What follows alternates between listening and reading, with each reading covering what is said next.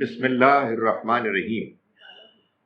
ہمیں آج سورہ انفال سورہ نمبر 8 کی آیت نمبر 59 سے شروع کرنا ہے۔ 59۔ اعوذ باللہ من الشیطان الرجیم، بسم اللہ الرحمن الرحیم۔ وَلَا يَحْسَبَنَّ الَّذِينَ كَفَرُوا سَبَقُوا، اور وہ لوگ کہ جنہوں نے کفر کیا وہ ہرگز یہ گمان نہ کریں، ہرگز اس غلط فہمی میں نہ رہیں کہ سبقو وہ نکل جائیں گے ہمارے قابو سے، ہماری گرفت سے باہر چلے جائیں گے۔ انہم لا یعجزون، نہیں وہ ہمیں عاجز نہیں کر سکتے۔ کہنے کا مطلب یہ ہے کہ یہ جو اب اس سورہ مبارکہ میں اللہ تعالیٰ نے بیان شروع کیا ہے کہ وہ اللہ کا عذاب کہ جو اس کے رسول کے انکار کرنے والی قوموں پر نازل ہوتا ہے، یہ عذاب اب اس قوم پر نازل ہونا شروع ہو گیا۔ سورہ انفال میں ابھی عذاب کو آخری شکل میں بیان نہیں کیا گیا۔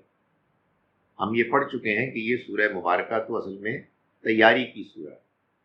اس گروپ میں جس کو میں بار بار بیان کر چکا ہوں، سورہ انعام چھٹی سورہ ہے جو دعوت کی سورہ ہے، سورہ اعراف 7ویں سورہ ہے جو انذار وارننگ کی سورہ ہے، یہ سورہ انفال 8ویں سورہ ہے، یہ تیاری کی سورہ، پریپریشن، عذاب کی تیاری۔ اور سورہ توبہ آگے جب ہم شروع کریں گے انشاءاللہ تو معلوم ہوگا کہ وہ اللہ کے عذاب کے بیان کی سورہ ہے۔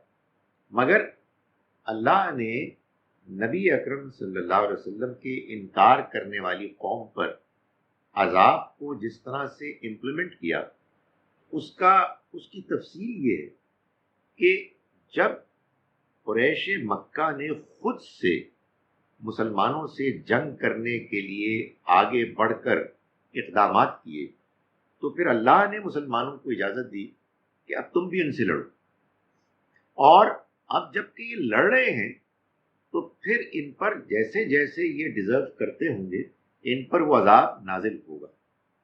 سو گویا کہ اگرچہ کہ یہ عذاب کی تیاری کی سورہ ہے مگر اس میں عذاب کے بیان کا آغاز ہو چکا ہے۔ چنانچہ اللہ تعالیٰ فرما رہے ہیں کہ ہرگز گمان نہ کریں وہ لوگ کہ جو انکار کرنے والے ہیں کہ سبقو وہ بھاگ نکل سکتے ہیں۔ انہم لا یعجزون، یہ ہرگز عاجز نہیں کر سکتے، ہرگز ہماری گرفت سے باہر نہیں نکل سکتے۔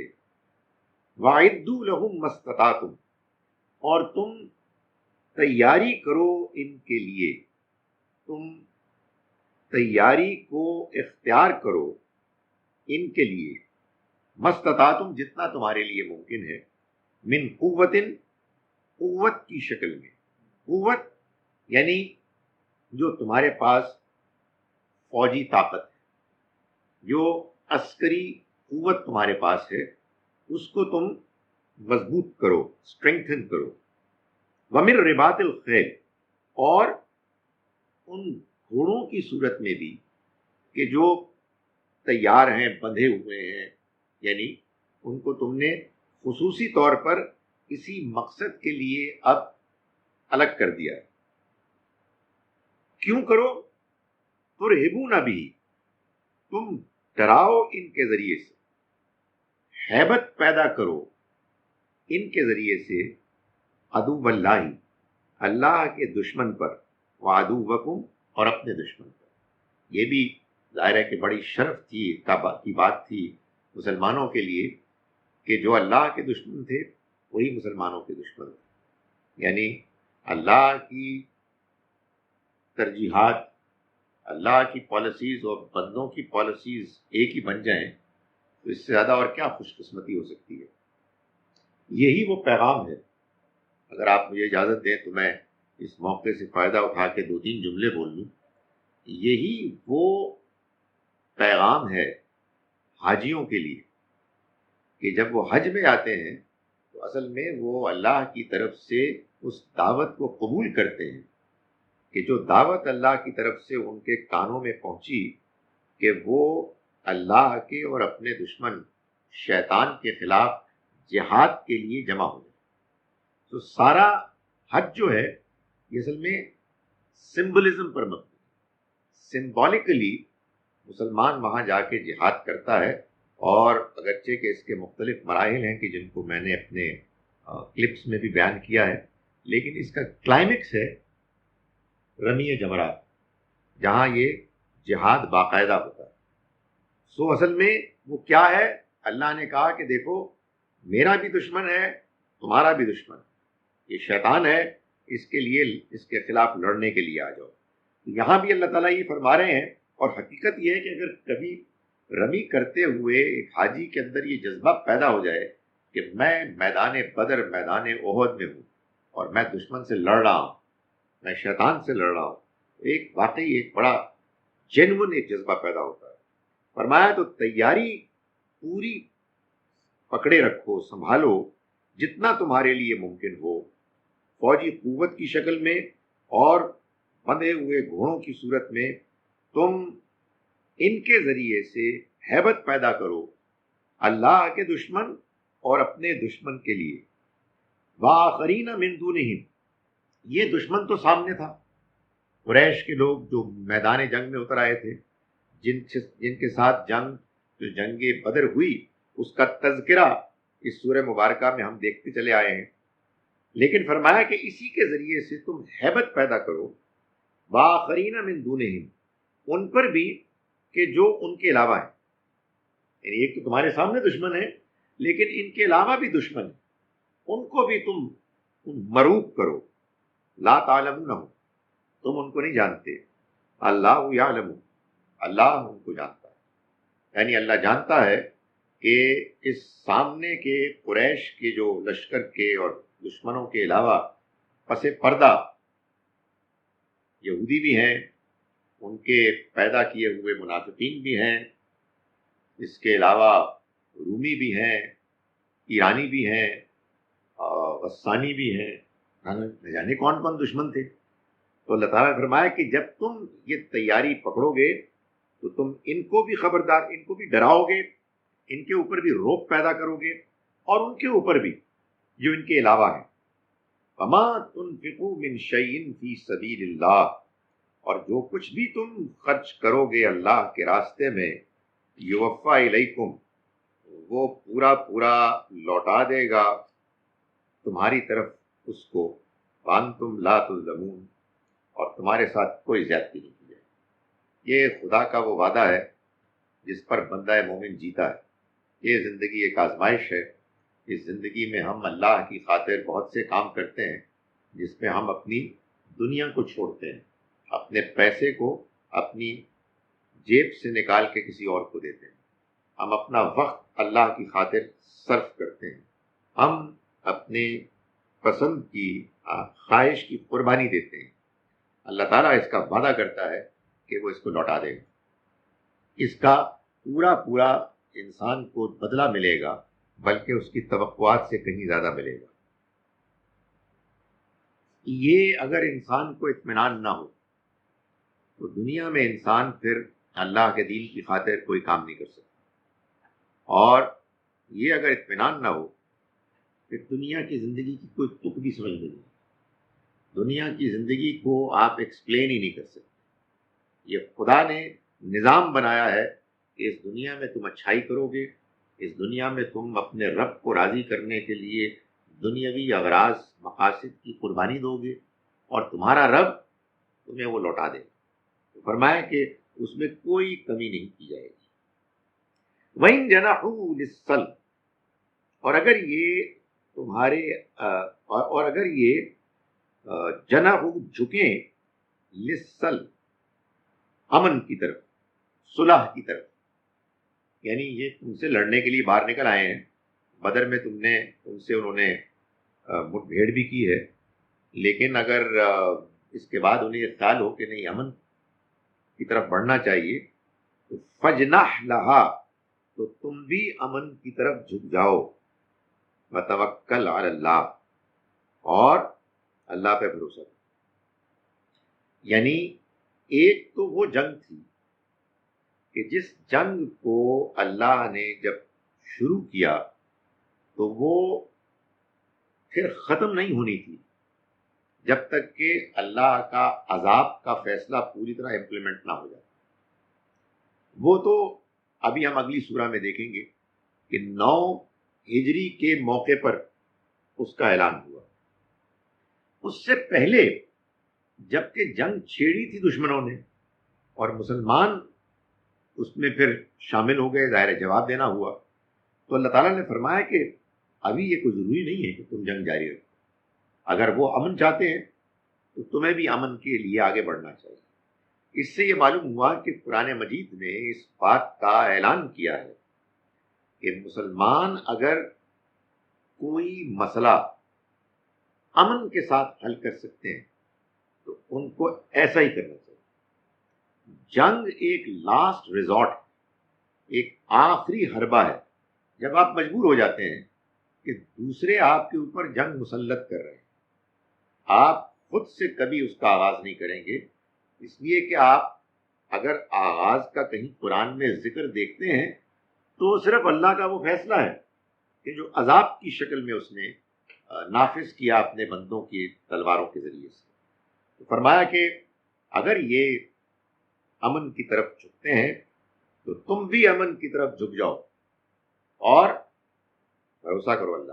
یعنی ظاہر ہے اس میں یہ خدشہ ہوگا نا کہ بھائی وہ امن کی طرف جھکیں گے دھوکہ دینے کے لیے، ہم جھکیں گے تو اچانک وہ حملہ کر دیں گے. اللہ پہ بھروسہ. یہ ایک بڑی امپورٹنٹ چیز ہے. آدمی کے اندر بہرحال نروسنس پیدا ہوتی ہے کہ یار وہ کیا کرے گا، لیکن آپ کو اگر یہ اطمینان ہو کہ نہیں میں جو کام کر رہا ہوں بالکل ٹھیک ہے، تو اس کے بعد اللہ پہ بھروسہ کرو، خدا تمہارے ساتھ. کوئی تمہارا کوئی بال بیکا نہیں کر سکتا، سوال ہی پیدا نہیں کرے گا تو خدا کا فیصلہ ہوگا. وہ آدمی نروس اس لیے ہوتا ہے کہ ادھر بھی کھوٹ ہوتی ہے، ادھر بھی آپ نے چکر بازی کی ہوتی ہے. آپ نے کی ہے تو پھر اللہ سے معافی مانگے، پھر پہلے اپنے آپ کو صاف کریں. تو فرمایا کہ اگر وہ امن کی طرف جھکیں تو آپ بھی جھک جائیے اور اللہ پر بھروسہ کریں. انہ هو السمیع العلیم، یقیناً وہ سب کچھ سننے والا، سب کچھ جاننے والا. یعنی مطلب یہ ہے کہ وہ ہر چیز سے واقف ہے. آپ کو کیا پرابلم ہے یعنی جب اس نے اپنے ہاتھ میں ساری اسکیم پلاننگ سنبھال لی ہے اینڈ ہی نوز ایوری تھنگ، تو پھر آپ کی پریشانی تو ختم ہوگی. آنیسٹلی یہی وہ چیز اس کو ہم نے پڑھا ہے علم الیقین. اگر آپ کو علمی طور پر اس پر اطمینان ہو گیا تو ختم ہوگی بات. پھر اس کے بعد یہ چیز ہے جو گرو کرتی ہے، پھر اسٹرینتھن ہوتی ہے. آدمی کہتا ہے نہیں یار، پھر آدمی تجربہ کرتا ہے کہ نہیں یار فائن، یہ اللہ کے بھروسے پہ میں یہ کر رہا ہوں. اور کیا آپ کو خدشہ ہو سکتا ہے؟ فرمایا وہیں یریدو ان یخدعوک. پھر اگر آپ کو یہ خدشہ ہو کہ وہ آپ کو دھوکہ دیں گے، یہی ہوگا نا کہ ادھر سے انہوں نے کہا جی کہ وہ امن کے معاہدے کے لیے بندہ بھیجا اور ادھر سے فوجیں بھیج دی، تو اللہ تعالیٰ نے کیا جواب دیا؟ فَإِنَّ حَسْبَكَ اللَّهُ. تو جان لو کہ اللہ تمہارے لیے کافی.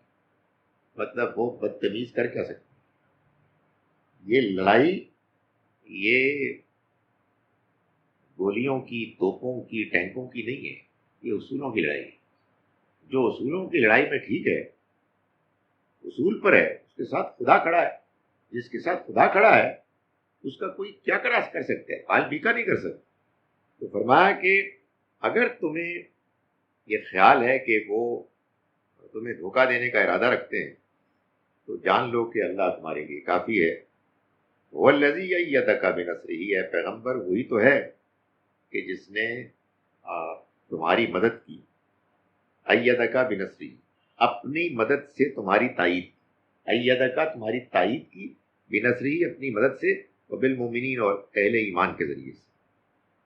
اس سے معلوم ہوا کہ مسلمان چکر باز نہیں ہوتے، مسلمان دھوکے باز نہیں ہوتے. مسلمانوں کی کوئی فوجی پلاننگ، کوئی سیاسی پلاننگ، کوئی اور پلاننگ بلفنگ کی بنیاد پر نہیں ہوتی کہ یہ ہم نے بڑی زبردست اسٹریٹجی کا ایک کورس پڑھا ہے جس میں ہم نے یہ پڑھا ہے کہ وہ دھوکہ دیں تو آپ اس سے پہلے ان کو دھوکہ دیں. اگر دھوکہ دینا بھاڑ میں جاؤ، پھر تم وہ پلاننگ کرو. اگر خدا کی خاطر کرنا ہے تو تمہیں سچا ہونا ہوگا۔ آپ کہیں گے یار یہ تو بیوقوفی ہے، وہ جتنی بیوقوفیاں ہیں ان کو خدا سنبھال لے، اس لیے کہ تم یا فیصلہ کرو کہ تم اللہ کی خاطر اس کے اصولوں کے مطابق لڑ رہے ہو تو be fair, be honest, be truthful, دھوکہ نہیں دے سکتے۔ اور اگر دھوکہ دینا ہے تو پھر اللہ میاں کے ڈائلاگ نہ بولو، پھر تلاوت قرآن مجید مت کیا کرو، پھر آپ کہیں کہ ہم ایک دنیاوی جنگ لڑ رہے ہیں جس میں ہم ان سے زیادہ بڑے دھوکے باز بنے۔ تو اللہ تعالیٰ نے فرمایا کہ یہ جان لو کہ وہی ہے کہ جس نے تمہاری تائید کی اپنی مدد کے ساتھ اور اہل ایمان کے ذریعے، یعنی یہ اس میں خطاب کس سے ہے؟ حضور سے۔ نبی صلی اللہ علیہ وسلم کو یہ بتایا جا رہا ہے کہ آپ کو یہ معلوم ہے کہ یہ جو سارا معاملہ ہوا ہے اس میں اللہ نے آپ کی مدد کی، اور آپ کی مدد کی اپنی نصرت کے ساتھ، آپ کی تائید کی اپنی مدد کے ساتھ، اور اللہ کی مدد کافی ہے، لیکن اس کو ذرا کھولا۔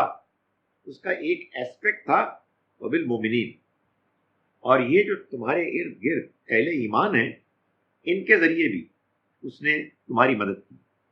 تو یہ دونوں مدد کے پہلو ہیں کہ جو شامل ہو گئے۔ اور جب یہ اہل ایمان کا ذکر آیا تو فرمایا وَأَلَّفَ بَيْنَ قُلُوبِهِمْ، اور اس نے ان کے دلوں میں الفت پیدا کر دی، یعنی اہل ایمان کی۔ جب یہ اللہ نے مدد کی تو اس مدد میں جو ظاہر مدد ایک تو ہے نا اس کا ایک موٹا موٹا بڑا سا ایک سٹیٹمنٹ، مگر پھر اس کی تفصیلات ہیں، اس کی ڈیٹیلز ہیں۔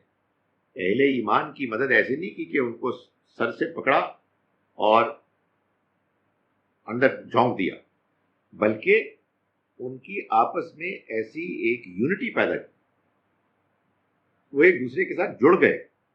فرمایا کہ وَأَلَّفَ بَيْنَ قُلُوبِهِمْ، اور اس نے ان کے دل ایک دوسرے کے ساتھ جوڑ دیے۔ لَوْ أَنفَقْتَ مَا فِي الْأَرْضِ جَمِيعًا، اگر آپ خرچ کرتے وہ سب کچھ کے جو زمین میں ہے سارے کا سارا، مَا أَلَّفْتَ بَيْنَ قُلُوبِهِمْ، تو آپ ان کے دلوں کو جوڑ نہیں سکتے۔ وَلَكِنَّ اللَّهَ أَلَّفَ بَيْنَهُمْ، مگر یہ اللہ ہے کہ جس نے ان کے دلوں کو جوڑ دیا۔ إِنَّهُ عَزِيزٌ حَكِيمٌ، یقیناً وہ زبردست ہے، حکمت والا۔ اس نے اللہ کے پیغمبر کے ساتھیوں کو اپنے کام کے لیے ایک اختیار کرنا تھا اس کو، تو وہ اس کو اختیار کر کے اس نے پھر یہ کام کیا کہ ان کے دلوں میں محبت الفت پیدا کی۔ یہ الفت، یہ محبت اللہ نے اپنے قانون اصول کے مطابق پیدا کی، لیکن اس کے نتیجے میں یہ ہو گیا کہ وہ جو اس کا جو منصوبہ تھا وہ پورا ہو گیا۔ ظاہر ہے کہ اللہ تعالیٰ جو بات بیان کر رہے ہیں اس میں یہ بات واضح ہے کہ دنیا میں اگر آپ نے کوئی بڑا کام کرنا ہو تو آپ کوئی جلسہ کریں گے، لوگوں کو اکٹھا کریں گے، بھیڑ اکٹھی کریں گے، 2-4 دن وہ نعرے لگائیں گے، اس کے بعد آپس میں لڑائی جھگڑا شروع ہو جائے گا، اپنے اپنے مصلحتیں، اپنے اپنے خواہشات، اپنے اپنے منصب وغیرہ، تو پاسبل ہی نہیں۔ یعنی حقیقت یہ ہے کہ میں صرف سیاست کی بات نہیں کر رہا، مذہب میں بھی 2 بندے 4 بندے اکٹھے ہوتے ہیں، آپس میں اختلاف شروع ہے، ایسا اختلاف شروع ہو جاتا ہے کہ اس کے بعد پھر وہ کوئی ریکنسائل کرنے کا کوئی طریقہ ہی نہیں رہتا۔ صحابہ کرام کے بارے میں اللہ تعالیٰ یہ فرما رہا ہے کہ اللہ نے ان کو ایک جان بنا دیا، اتنے زیادہ وہ متحد ہو گئے۔ یہ خدا کا خصوصی کرم، اس کی خصوصی مہربانی۔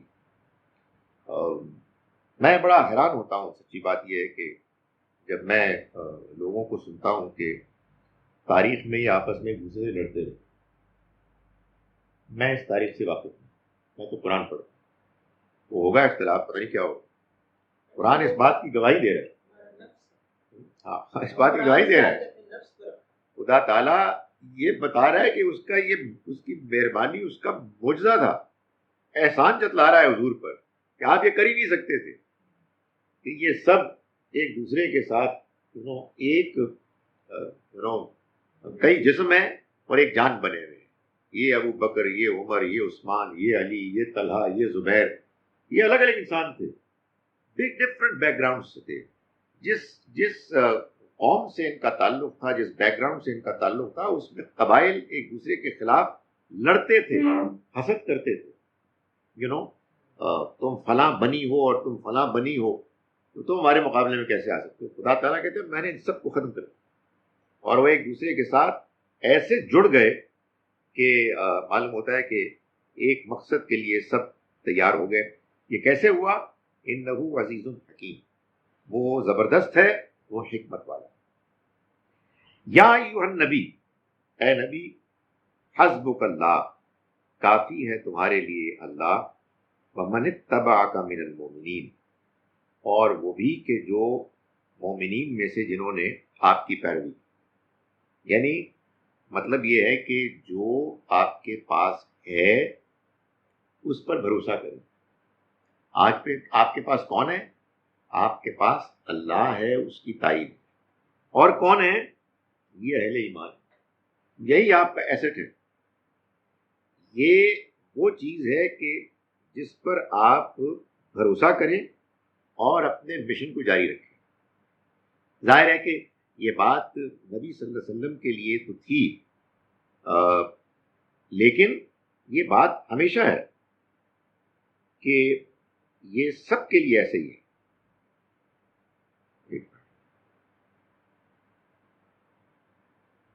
کہ آپ کے پاس جو موجود ایسٹس ہیں، جو موجود ریسورسز ہیں، اسی کو استعمال کرنا. اور چیزوں کا حرص اور چیزوں کی تمنا جس کی وجہ سے آپ جو چیز آپ کے پاس موجود ہے اس کو آپ اگنور کریں، نظر انداز کریں، یہ ظاہر ہے کہ صحیح اسٹریٹجی نہیں ہے. یہ وہ چیز ہے کہ جس کے نتیجے میں آدمی جو حاصل بھی ہوتا ہے اس کو بھی کھو دیتا ہے. فرمایا یا ایھا النبی، اے پیغمبر، حرض المؤمنین علی القتال، آپ اہل ایمان کو ابھاریے قتال کی، ان کو موٹیویٹ کریں، ان کو انکریج کریں کہ اب یہ وقت آ گیا ہے کہ جب ہم کو لڑنا ہے، ہم کو دشمن کا مقابلہ کرنا ہے. ان یکن منکم 20 صابرون، اگر تم میں سے ہوں گے 20 ثابت قدم، یغلبوا 200، تو وہ غالب آ جائیں گے 200 پر. وَإِن یکم منکم 100، اور اگر ہوں گے تم میں 100، یغلبوا 1000 من الذین کفروا، تو وہ غالب آ جائیں گے 1000 پر ان میں سے کہ جنہوں نے کفر کیا. بِأَنَّهُمْ قَوْمٌ لَا يَفْقَهُونَ، اس لیے کہ یہ وہ لوگ ہیں کہ جو فقہ، سمجھ، بصیرت نہیں. یعنی یہ بتایا جا رہا ہے کہ دیکھیں آپ کے سامنے دشمن ہے، دشمن کا مقابلہ کرو. ہم تم کو یہ بتا رہے ہیں کہ تمہارا 1 ان کے 10 کے مقابلے میں کافی ہو، تمہارے 20 ان کے 200 کے مقابلے میں کافی ہو، تمہارے 100 ان کے 1000 کے، یعنی 10 ٹائمز آپ ان کا مقابلہ کر سکتے ہیں. مگر بہرحال یہ 10 ٹائمز ہوگا، یہ نہیں ہے کہ 1 اور 1000. یہ بہترین زمانے میں اللہ تعالیٰ بتا رہا ہے کہ یہ کیوں ہوگا ایسے کہ اللہ تعالیٰ تمہاری کم طاقت کے باوجود ان پر تمہیں غلبہ دے دے گا کہ وہ لوگ فقہ، بصیرت، فہم، سمجھ نہیں رکھتے. تو ان کی اس کمی کی وجہ سے خدا تعالیٰ تمہارے اندر جو یہ اسٹرینگتھ ہے اس کی وجہ سے تمہیں غالب کر دے گا. لیکن اب اگلی آیت ہے، الآن، اب، خفف اللہ عنکم، اللہ نے تمہارے لیے تخفیف کر، تمہارے لیے کمی کر، تمہارا بوجھ ہلکا کر دیا. وعلم ان فیکم ضعفا، اور اس نے جان لیا کہ تمہارے اندر کمزوری ہے. ظاہر یہ جو آیت ہے یہ پچھلی آیت کے 2 سیکنڈ بعد تو نازل نہیں ہو سکتی، اس لیے کہ وہاں کچھ اور فرمایا تھا، یہاں کچھ اور فرمایا. معلوم ہوتا ہے کئی برس گزر گئے. اس سے کیا معلوم ہوا؟ اس سے یہ معلوم ہوا کہ قرآن مجید نبی صلی اللہ علیہ وسلم پر نازل ہوا ایک اور ترتیب سے، اور پھر اس کو آخر میں ڈیزائن کیا، ری ارینج کیا گیا ایک اور ترتیب. اس کی گواہی خود قرآن دے رہا ہے. میں اس لیے بھی کہہ رہا ہوں یہ کہ ہمارے ہاں جو ایک بڑی مصیبت آ گئی ہے وہ یہ ہے کہ لوگ دین کو سمجھتے ہیں تاریخ سے، کہ جی وہ ہم نے پڑھا ہے کہ حضرت عثمان کے زمانے میں قرآن مجید جو ہے اس کو یکجا کیا گیا تھا. آپ نے کہاں پڑھا ہے؟ ہم نے اے لیول کی کتاب. اب وہ بیچاری وہ اے لیول کی کتاب میں جو پڑھا ہے زندگی بھر تک وہی ان کا عقیدہ رہے. بھائی ویٹ اے منٹ، حضرت عثمان کو یہ رائٹ ہی نہیں تھا کہ وہی کام کرتے. اور اگر انہوں نے کر لیا فرض کیجیے خدا نخواستہ غلطی سے، تو باقی مسلمان آنکھیں بند کر کے ان کی بات مان لیتے. اور کون سی بات سب نے ایک دوسرے کی مانی ہے؟ یہ قرآن مجید پورے کا پورا نبی صلی اللہ علیہ وسلم نے اسی انداز فارم میں ارینج کر کے اس امت کو سونپا، جس میں کہ یہ آیت جو 65 ہے یہ نازل ہوئی، اور کئی برس گزرنے کے بعد اللہ تعالیٰ نے فرمایا کہ اب اللہ نے تم پر تخفیف کر، یعنی تمہارا بوجھ ہلکا کر دیا. کیوں؟ اور اس نے جانا کہ تمہارے اندر ضعف، کمزوری، یعنی اب نئے مسلمان آئے ہیں، نئے ہیں تو ان کی اس طرح سے ٹریننگ نہیں ہوئی تھی، ان کو اس طرح سے دین کا شعور اور فہم ہی نہیں ہے، ان کا ابھی ایمان اتنا پختہ ہی نہیں ہوا ہے. فرمایا فَإِن يَكُن مِّنكُم مِّئَةٌ، پھر اب یہ معاملہ ہے کہ اگر تم میں سے ہوں گے 100 صابرت، ثابت قدم، یغلبو، تو وہ غالب آ جائیں گے 200، 200، یعنی 1 to 10 سے 1 to 2 ہوگا. وَإِن يَكُن مِّنكُمْ أَلْفٌ، اور اگر تم میں سے ہوں گے 1000، یغلبو 2000، تو وہ غالب آ جائیں گے 2000 پر، بِإِذْنِ اللہ، اللہ کی مرضی سے. واللہ مع الصابرین، اور اللہ ثابت قدم رہنے والوں کے ساتھ. ثابت قدم وہاں بھی تھے، ثابت قدم یہاں بھی ہیں، لیکن ثابت قدمی میں فرق ہے. سو معلوم یہ ہوا کہ اللہ تعالیٰ کے ہاں یہ جو مقابلہ ہوتا ہے دنیاوی لحاظ سے، اس میں جو چیزیں پیش نظر ہوتی ہیں وہ معلوم ہوتا ہے 3 ہے. سب سے پہلے ثابت قدمی، کہ آپ اپنے مقصد کو پورا کرنے میں کتنے ڈٹرمنڈ ہیں، صابر ہیں، ثابت قدم. یعنی اس کا مطلب یہ ہے کہ ادھر ادھر سے آپ کو ہٹانے کے لیے کوششیں ہوں، جان بوجھ کر یا حالات کی وجہ سے، but you have to be اسٹیڈ فاسٹ. یہ پہلا اصول ہے. اگر آپ ثابت قدم ہیں تو آپ اپنے اسباب، ریسورسز سے زیادہ اچیو کریں گے. نمبر 2، آپ کے پاس ریسورسز بھی ہونے چاہیے.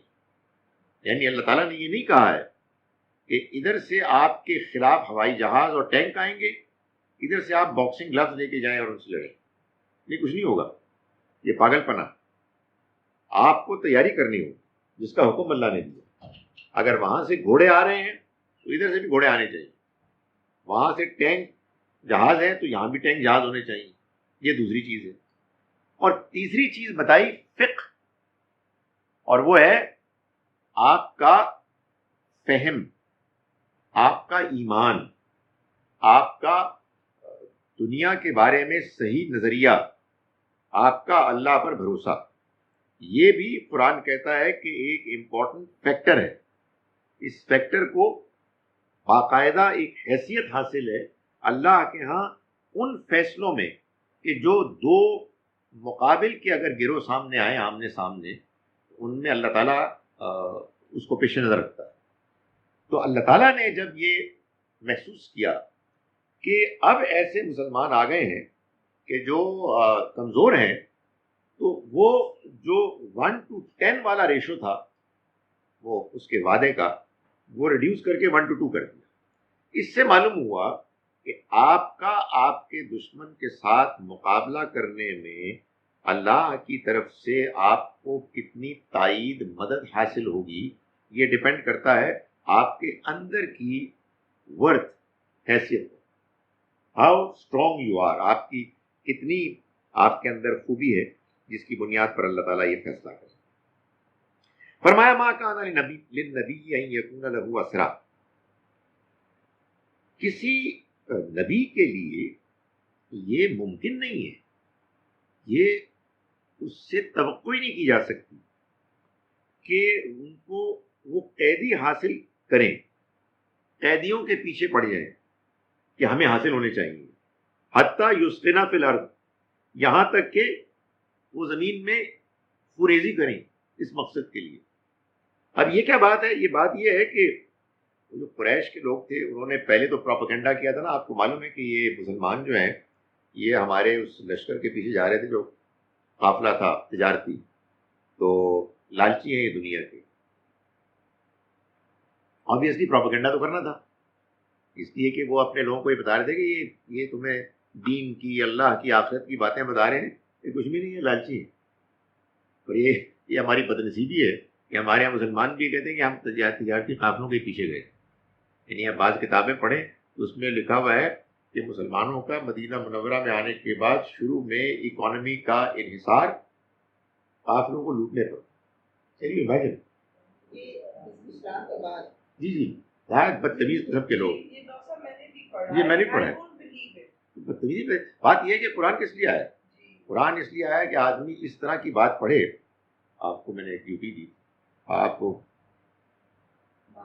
تیر اندازی سے آپ، ہاں تو اگر اس طرح اگر ہوگا تو ہم جنگ کیسے جیتیں گے؟ جنگ کیسے جیتیں گے؟ جی آپ کیا فرمائیں؟ اور بھائی ہجرت سے پہلے ہو، ہجرت کے بعد ہو، خدا تعالیٰ یہ کیسے سینکشن کر سکتا ہے کہ یار تمہارے پاس اگر کھانے کو روٹی نہیں ہے جا کے قافلے لوٹو؟ لا حول ولا قوت، مطلب یہ دین ہے، یہ خدا کا پیغام ہو سکتا ہے۔ اور میں خدا کے پیغام کے ماننے والے لوگ یہ تاریخ میں لکھتے ہیں کہ ایسا ہی تھا، دماغ کی خرابی ہے۔ اسلام سے پہلے ایسا ہی ہوتا تھا، اسلام نے آ کر یہ سکھایا ہے کہ یہ گھٹیا حرکت نہیں ہو سکتی، لیکن لوگوں کے ذہن میں وہی چیز سوار ہے۔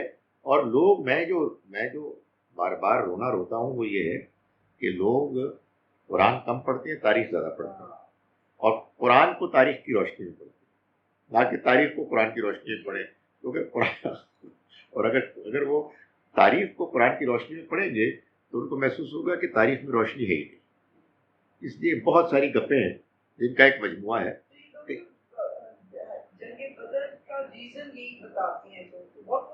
قرآن مجید نے خود بتایا ہے کہ اس کا جنگ بدر کا ریزن اسی سورہ میں ہم نے شروع میں پڑھا۔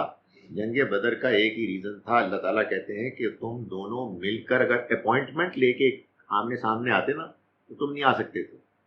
یہ اللہ نے فیصلہ کیا تھا، الفاظ قرآن کے، لِيَهْلِكَ مَنْ هَلَكَ عَنْ بَيِّنَةٍ، کہ جس نے ہلاک ہونا ہے وہ ہلاک ہو پوری وضاحت کے آ جانے کے بعد، وَيَحْيَى مَنْ حَيَّ عَنْ بَيِّنَةٍ، اور زندہ رہے جس کو زندہ رہنا ہے پوری روشنی کے بعد۔ یہ خدا کا فیصلہ تھا، خدا نے اعلان کیا کہ یہ یوم الفرقان ہونا تھا، حق اور باطل میں فرق کرنے والا دن ہونا تھا۔ یہ عجیب ہے، حق اور باطل میں فرق کرنے والا دن ہے کہ وہ جا کے ابو سفیان کے قافلے کو لوٹیں، کیا بدتمیزی ہے۔ تو یہاں بھی یہی مسئلہ ہے۔ ابھی تو میں ایک اور مسئلے کا انکشاف کروں گا تو ہو سکتا ہے کہ آپ کو زیادہ تکلیف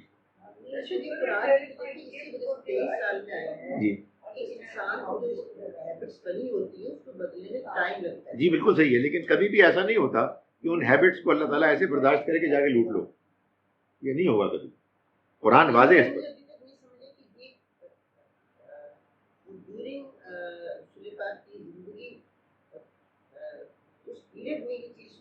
کبھی نہیں، ایک مرتبہ بھی نہیں، میں گزارش کروں ایک مرتبہ بھی نہیں۔ اس سے پہلے اس کے بعد اگر کسی نے کیا تو اسلام کے خلاف کیا، نہیں اگر ہوا ہے تو آپ ان کے حکم اور مرضی کے خلاف ہوا۔ اصل میں تو ہماری انٹرسٹ ہے دین، لیکن ہماری انٹرسٹ میں واقعات دین کی روشنی میں دیکھے جائیں گے. تو جی میں گزارش کر رہا ہوں کہ اللہ تعالیٰ یہ فرما رہے ہیں کہ یہ کافر اب پروپیگنڈا کر رہے ہیں. پہلے ناکام ہو کے پہلا پروپیگنڈا تھا کہ انہوں نے جنگ لڑی ہے اس لیے کہ وہ مال لوٹنے جا رہے تھے اور ہم اپنا مال بچانے آئے. پہلے یہ پروپیگنڈا کیا، منہ کی کھائی انہوں نے. اب اگلا پروپیگنڈا یہ کیا کہ لڑائی کر کے انہوں نے قیدی بنا لیے، اور یہ کیا کر رہے ہیں؟ یہ مال لوٹتے ہیں، یہ بندوں کو مارتے ہیں اور یہ قیدی بناتے ہیں. یہ ان کا مشن ہے. تو اللہ تعالیٰ نے اس کے جواب میں فرمایا کسی پیغمبر کے لیے یہ ممکن ہی نہیں کہ وہ قیدی بنائے اور اس کے لیے وہ زمین میں خوریزی کرے. یہ پاسبل ہی نہیں ہے. پیغمبر یہ کر ہی نہیں سکتا. یہ پیغمبر کا مشن ہی نہیں ہے، یہ ان کا پیغام ہی نہیں ہے. فرمایا کہ تریدون عرض دنیا، یہ تم لوگ ہو جو دنیا کی زندگی چاہتے ہو، یعنی ان کو کافروں کو خطاب کر کے. واللہ یرید الآخرہ، اور اللہ تو آخرت چاہتا. یعنی یہ جو ہمارے بندے ہیں یہ میرے مشن پر چل رہے ہیں. میرا مشن کیا ہے؟ بندوں کو آخرت رخا بنایا جائے. کہ تم ہو دنیا کے لالچی، اللہ اور اللہ کے ماننے والے یہ تو آخرت کو ماننے والے ہیں. واللہ عزیز حکیم، اور اللہ زبردست ہے، حکمت والا ہے. لولا کتاب من اللہ، اور اگر اللہ کی کتاب میں نہ لکھا ہوا ہوتا سبقہ اس سے پہلے، لمسکم فیما اخذتم عذاب عظیم، تو جو تم نے رویہ کیا اختیار، یعنی جو تم نے پکڑا یعنی رویہ اختیار کیا، تو اس کے نتیجے میں تم پر ایک بڑا عذاب نازل، یعنی اللہ کا عذاب، اللہ کی پکڑ آ جاتی. تم نے جو رویہ اختیار کیا، لیکن اللہ کے اپنی ایک اسکیم، وہ ابھی اپنے بندوں کو مہلت دینا چاہتا ہے. ورنہ جو بدتمیزیاں تم کر چکے ہو اس کے بعد ایک بڑا عذاب آ جانا چاہیے. مگر خدا کرم کرنے والا ہے، وہ اپنے بندوں کے بارے میں اپنی بالا تر حکمت کی بنیاد پر ان کو موقع فراہم کرتا ہے. یہ فرمایا، اور پھر فرمایا فَكُلُوا مِمَّا غَنِمْتُمْ حَلَالًا طَيِّبًا. تو چنانچہ اے مسلمانوں، تمہیں جو مال غنیمت حاصل ہوا ہے اس کو حلال پاکیزہ سمجھ کر کھاؤ. یعنی ان کے پروپیگنڈے میں مت آؤ. ہم نے تمہیں یہ بتا دیا ہے، پیچھے آیا ہے کہ جو مال غنیمت ہے اس کا 4/5 حصہ تمہارا ہے. تو تم نے ایک اعلیٰ مقصد کے لیے جہاد کیا، اس جہاد میں اللہ نے تمہیں کامیاب کیا. اللہ نے اپنے دشمنوں میں سے بعض کو جہنم رسید کیا، بعض قیدی ہوئے، بعض بھاگ گئے. تم جو مال غنیمت تمہارے کام ہاتھ آیا ہے اس کو کھاؤ. واتقوا اللہ، اور اللہ سے ڈرو. ان اللہ غفور الرحیم، اللہ مغفرت کرنے والا، رحم کرنے والا ہے. میں چونکہ ترجمہ میں نے آپ کے سامنے اور کچھ تشریح کر دی ہے، بہرحال ایک بیک گراؤنڈ تو بتانی ہوتی ہے. میں صرف بتانے کے لیے، آپ کو انفارم کرنے کے لیے، دل تو نہیں چاہتا مگر آئی تھنک بات کمپلیٹ نہیں ہوگی. ہمارے ہاں یہ بھی بدنصیبی ہوئی مسلمانوں میں، اچھے مسلمانوں، پڑھے لکھے، دین کو جاننے والے، قرآن کی تفسیر کرنے والے، ان آیات کے بارے میں جو تشریح بیان کی وہ بالکل ہی اور الٹ ہے. میں نے جو اصل تشریح ہے وہ تو آپ کے سامنے بیان کر دی، مگر جو بات بیان کی جاتی ہے وہ یہ ہے کہ اس کے پس منظر میں کہ کہتے ہیں کہ وہ جب جنگ ہوئی، جنگ بدر، اور قیدی ہاتھ آئے تو یہ مشورہ ہوا کہ کیا کیا جائے. تو کہتے یہ ہیں کہ نبی صلی اللہ علیہ وسلم کا، حضرت ابوبکر کا اور لوگوں کا یہ کہنا تھا کہ ان کو قیدی بنایا جائے، اور پھر جیسے قیدیوں کو آزاد کیا جاتا ہے ان سے خدمت لی گئی، ان کو آزاد کر دیا گیا. حضرت عمر کا فیصلہ یہ تھا کہ ان کو مار دیا جائے، اور حضرت عمر کے فیصلے کو اللہ نے پسند فرمایا. اور اس پسند فرمانے کے بعد نبی صلی اللہ علیہ وسلم، آپ سوچیں، معاف کریں میں اس لیے کہہ رہا ہوں کہ یہ فضول باتیں بیان ہوئی ہیں، نہ جی نہیں چاہتا.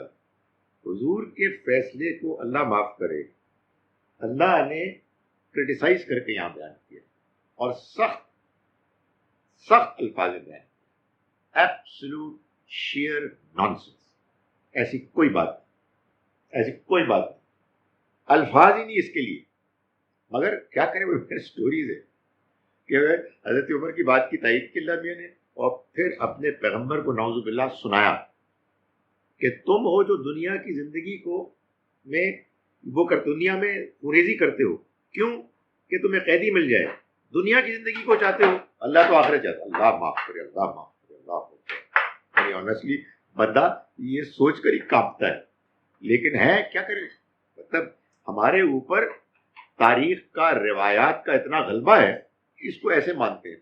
اچھا اور باتیں چھوڑ دیں تھوڑی دیر کے لیے، اپنے دل پر جبر کر کے ساری باتیں مان لیں، تو یار بات یہ ہے کہ اگر حضرت عمر کی بات ہی ٹھیک تھی تو امپلیمنٹ کر دیتے، امپلیمنٹ تو وہی ہوا جو حضور نے فرمایا، کچھ بھی نہیں۔ یہ اصل میں انفارچونیٹلی یہ ہوتا ہے کہ بعض اوقات ایک بات کہیں کوئی بزرگ بیان فرماتے ہیں، بھائی بزرگوں سے بھی تو غلطی ہو سکتی ہے، باقی لوگ کہتے ہیں جی انہوں نے فرمایا تو بس ٹھیک ہی فرمایا، وہ مشہور ہو جاتی ہے۔ قرآن کے الفاظ اور ان کا بیان میں نے آپ کے سامنے پیش کر دیا، اور جو کچھ ہمارے ہاں اس بارے میں، یار مجھے اجازت دیں کہ میں کہوں نان سینسیبل بات مشہور ہے، وہ میں نے آپ کے سامنے بیان کی، اس لیے کہ میرا جی چاہتا ہے کہ میں اس کو رگڑوں، اس لیے کہ اس سے کم تر الفاظ جو ہے نا اس وقت تمیز کا کوئی موقع نہیں ہے، فضول قسم کی باتیں ہیں، اللہ کے پیغمبر کے ڈر نہیں لگتا تمہیں؟ ارے ویسے تم کہتے ہو لوگ گستاخی کرتے ہیں، اور یہ جو تم نے حرکت کی ہے اس کے بعد یار تمہیں یہ کہنا چاہیے تھا کہ یار پلیز میں نہیں بیان کر سکتا۔ سو قرآن ہرگز یہ نہیں کہہ رہا، الحمدللہ قرآن اپنے اللہ تعالیٰ کے پیغمبر کی بات ہی کو بیان کر رہا ہے، اور اس طرح کی کسی انڈرسٹینڈنگ کو اکاموڈیٹ نہیں کر رہا۔ اس کے بعد فرمایا کہ یا ایھا النبی، اے نبی، قل لمن فی ایدیکم من الاسریٰ، آپ کہہ دیجئے ان کو کہ جو آپ کے پاس قیدیوں میں سے ہیں، ان یعلم اللہ فی قلوبکم خیرا، اگر اللہ تمہارے دلوں میں کوئی خیر جانے گا، یؤتکم خیرا مما اخذ منکم، تو وہ دے گا تمہیں زیادہ بہتر اس کے مقابلے میں کہ جو تم سے لے لیا گیا ہے، تم سے حاصل کر لیا گیا ہے، وَيَغْفِرْ لَكُمْ، اور تمہارے گناہوں کو معاف کر دے گا، وَاللَّهُ غَفُورٌ رَحِيمٌ، اللہ مغفرت کرنے والا ہے، رحم کرنے والا ہے۔ بھائی بدر میں قیدی آئے، ان کو قید کر لیا گیا، تو ان کو یہ بتایا جا رہا ہے کہ بھائی ابھی تمہارے لیے مزید موقع آئیں گے، تم نے جو کچھ کیا ہے، تم سے جو کچھ ہم لے رہے ہیں، تمہیں جو ہم بند کیے ہوئے ہیں، تو یہ تم کو اس وقت ایک مشکل پیش آ رہی ہے، اس کے بعد اللہ تعالیٰ اگر تمہارے اندر خیر ہوئی، تمہارے اندر سچائی کو جاننے کا جذبہ پیدا ہوا، بدر میں پٹائی دیکھنے کے بعد تمہیں احساس ہوا کہ نہیں یار ان کے ساتھ اللہ ہے، تمہاری آنکھیں کھلی، تو اللہ تعالیٰ تمہیں اس سے کہیں بہتر دے دے گا، اس وقتی طور پر اس سیٹ بیک سے پریشان نہ ہو۔ لیکن اگر اس کے برعکس وہیں یریدو خیانتک، اگر انہوں نے آپ کے ساتھ خیانت کا ارادہ کیا، فقط خان اللہ من قبل، تو اس سے پہلے بھی انہوں نے اللہ کے ساتھ خیانت کی ہوئی۔ اللہ کے پیغمبر آئے تھے، 13 برس ان کو دعوت دی تھی، انہوں نے انکار کیا تھا، ان کو اب ہمارے پیغمبر کو ہجرت کرنے پر مجبور کر دیا، پھر ان کے پیچھے پیچھے آئے، اور بدر میں جب لڑائی ہوئی یہ سب کر چکے ہیں، تو یہ تو پہلے کر چکے ہیں، واللہ علیم، اور فرمایا کہ من قبل، اس سے پہلے، فامکن منہم، اور اللہ نے قابو دیا تم کو ان پر، یعنی ان کو تمہارے نیچے مغلوب کر دیا، یہ قیدی بنے ہوئے ہیں، تو انہوں نے پہلے بھی کوشش کی تھی، واللہ علیم الحکیم، اور اللہ جاننے والا، حکمت والا ہے۔ یعنی کہنے کا مقصد یہ ہے کہ حالانکہ یہ انہی کفار کے ساتھ تھے، لیکن یہ بالکل ممکن ہے کہ ہم ان کو ایمان کی توفیق دے دیں۔ وجہ کیا ہے؟ وجہ وہی ہے جو میں بیان کرتا ہوں، یہ کوئی بندہ کوئی بھی غیر مسلم ہے، کوئی کسی کے ساتھ ہے، آپ کون ہوتے ہیں کوئی ججمنٹ کرنے والے؟ بندے کے دل میں کیا ہے یہ اللہ جانتا ہے۔ تو بدر کے موقع پہ جو حضور کے خلاف لڑے، اللہ تعالیٰ ان کے بارے میں یہ پیغام پہنچا رہے ہیں کہ ان کو بتا دو اگر تمہارے اندر کوئی خیر ہے تو آئندہ جا کے اللہ تعالیٰ تم پر کرم کرے، اس لیے کہ خدا کو معلوم ہے کہ ایک ہی گروپ میں، ایک ہی قوم میں، ایک ہی خاندان میں، ایک ہی مذہب میں، ایک ہی فرقے میں ایک ہی طرح کے لوگ نہیں ہوتے۔ پاگل پنے کی بات ہے کہ بندہ کے سارے ایک ہی طرح کے ہیں، یہ تو کبھی بھی نہیں ہو سکتا. تو خدا تعالیٰ دیکھے گا اگر تمہارے اندر کوئی خیر و خوبی ہے تو اس کی بنیاد پر تمہارے بارے میں فیصلہ کرے گا. لیکن اگر انہوں نے خیانت کی تو یہ پہلے بھی کر چکے ہیں. اس کا کیا مطلب ہے؟ اس کا مطلب یہ وہ لوگ ہیں جو پہلے سے بدنیت ہیں اور انہوں نے اپنی بدنیتی نہیں چھوڑی. یہ وہ لوگ نہیں ہیں کہ جو مجبوراً شامل ہوئے ہیں، بلکہ یہ انہی میں سے ابو جہل ابو لہب کی کیٹیگری کے لوگ. ان الذین آمنوا وہاجروا وجاہدوا باموالہم وانفسہم فی سبیل اللہ، یقیناً وہ لوگ کہ جو ایمان لائے اور جنہوں نے ہجرت کی اور جہاد کیا اپنے مال اور اپنی جانوں کے ساتھ اللہ کے راستے میں. والذین آووا ونصروا، اور وہ لوگ کہ جنہوں نے تائید کی اور مدد کی. اولئک بعضهم اولیاء بعض، یہ لوگ ہیں کہ جو ایک دوسرے کے ولی ہیں، یہ ہیں کہ جو ایک دوسرے کے حامی و ناصر ہیں. یہ ولی اصل میں ایک زمانے میں ایک بڑی امپورٹنٹ ایک ریلیشن شپ ہوتا تھا. اس زمانے میں جس زمانے میں یہ تھے ٹرائبس تھے اور ایک لڑائی جھگڑا مار کٹائی کا ماحول ہوتا تھا. You couldn't survive without being attached to some group. تو آپ کا کوئی نہ کوئی گروپ ہوتا تھا. یعنی صحابہ اکرام کو مکی دور میں بھی جو تنگیاں آئیں اس میں بھی وہ لوگ کہ جو ذرا پریولیج تھے ان کو اس لیے نہیں آئیں کہ وہ کسی نہ کسی قبیلے کے ساتھ اٹیچ تھے، تو ولی ان کے ساتھ تھے. اب یہ سوال پیدا ہوا کہ جو مسلمان اب مدینے آ گئے ہیں اور ایک لڑائی جھگڑے کا ایک ماحول ہے، اس میں اب کون کس کا ولی ہے؟ تو فرمایا گیا کہ وہ ایمان لائے، وہ لوگ جو ایمان لائے جنہوں نے ہجرت کی، جنہوں نے جہاد کیا اپنے مال اور اپنی جانوں کے ساتھ اللہ کے راستے میں، اور وہ لوگ کہ جنہوں نے ان کو ٹھکانہ دیا اور ان کی مدد کی، یہ سب ایک دوسرے کے ولی. والذین آمنوا ولم یہاجروا، وہ لوگ کہ جو ایمان لائے لیکن انہوں نے بھی ہجرت نہیں کی. ما لکم من ولایتہم من شیء، وہ تمہارے ولی ابھی نہیں ہیں، انہیں تمہارے ساتھ وہ ولایت کا، حمایت و نصرت کا رشتہ حاصل نہیں ہے، حتی یہاجروا، جب تک کہ وہ ہجرت نہ کریں. وَإِنِ اسْتَنصَرُوكُمْ، اور اگر وہ تم سے دین کے معاملے میں مدد مانگے، فَعَلَيْكُمُ النَّصْرُ، تو ان کی مدد کرنا تمہاری ذمہ داری، پھر مدد تم ضرور کرو گے. إِلَّا عَلَىٰ قَوْمٍ بَيْنَكُمْ وَبَيْنَهُمْ مِيثَاقٌ، سوائے ان لوگوں کے کہ جن کے اور تمہارے درمیان معاہدہ. معاہدے کی خلاف ورزی نہیں ہو سکتی. مسلمان معاہدے کی خلاف ورزی کسی صورت میں نہیں کر سکتا.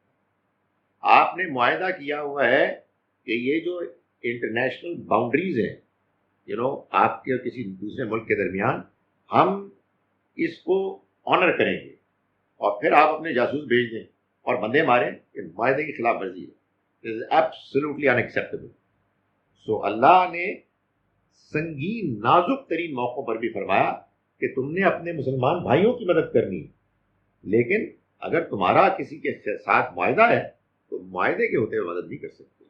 کسی دوسرے ملک میں مسلمان ہیں، تم نے کہا جی کہ آپ ان کے معاملات میں انٹرفیئر نہیں کریں گے، آپ کو اطلاع ہے کہ مسلمانوں کے ساتھ زیادتی ہو رہی ہے، آپ ایسے سیکریٹلی بندے نہیں بھیج سکتے.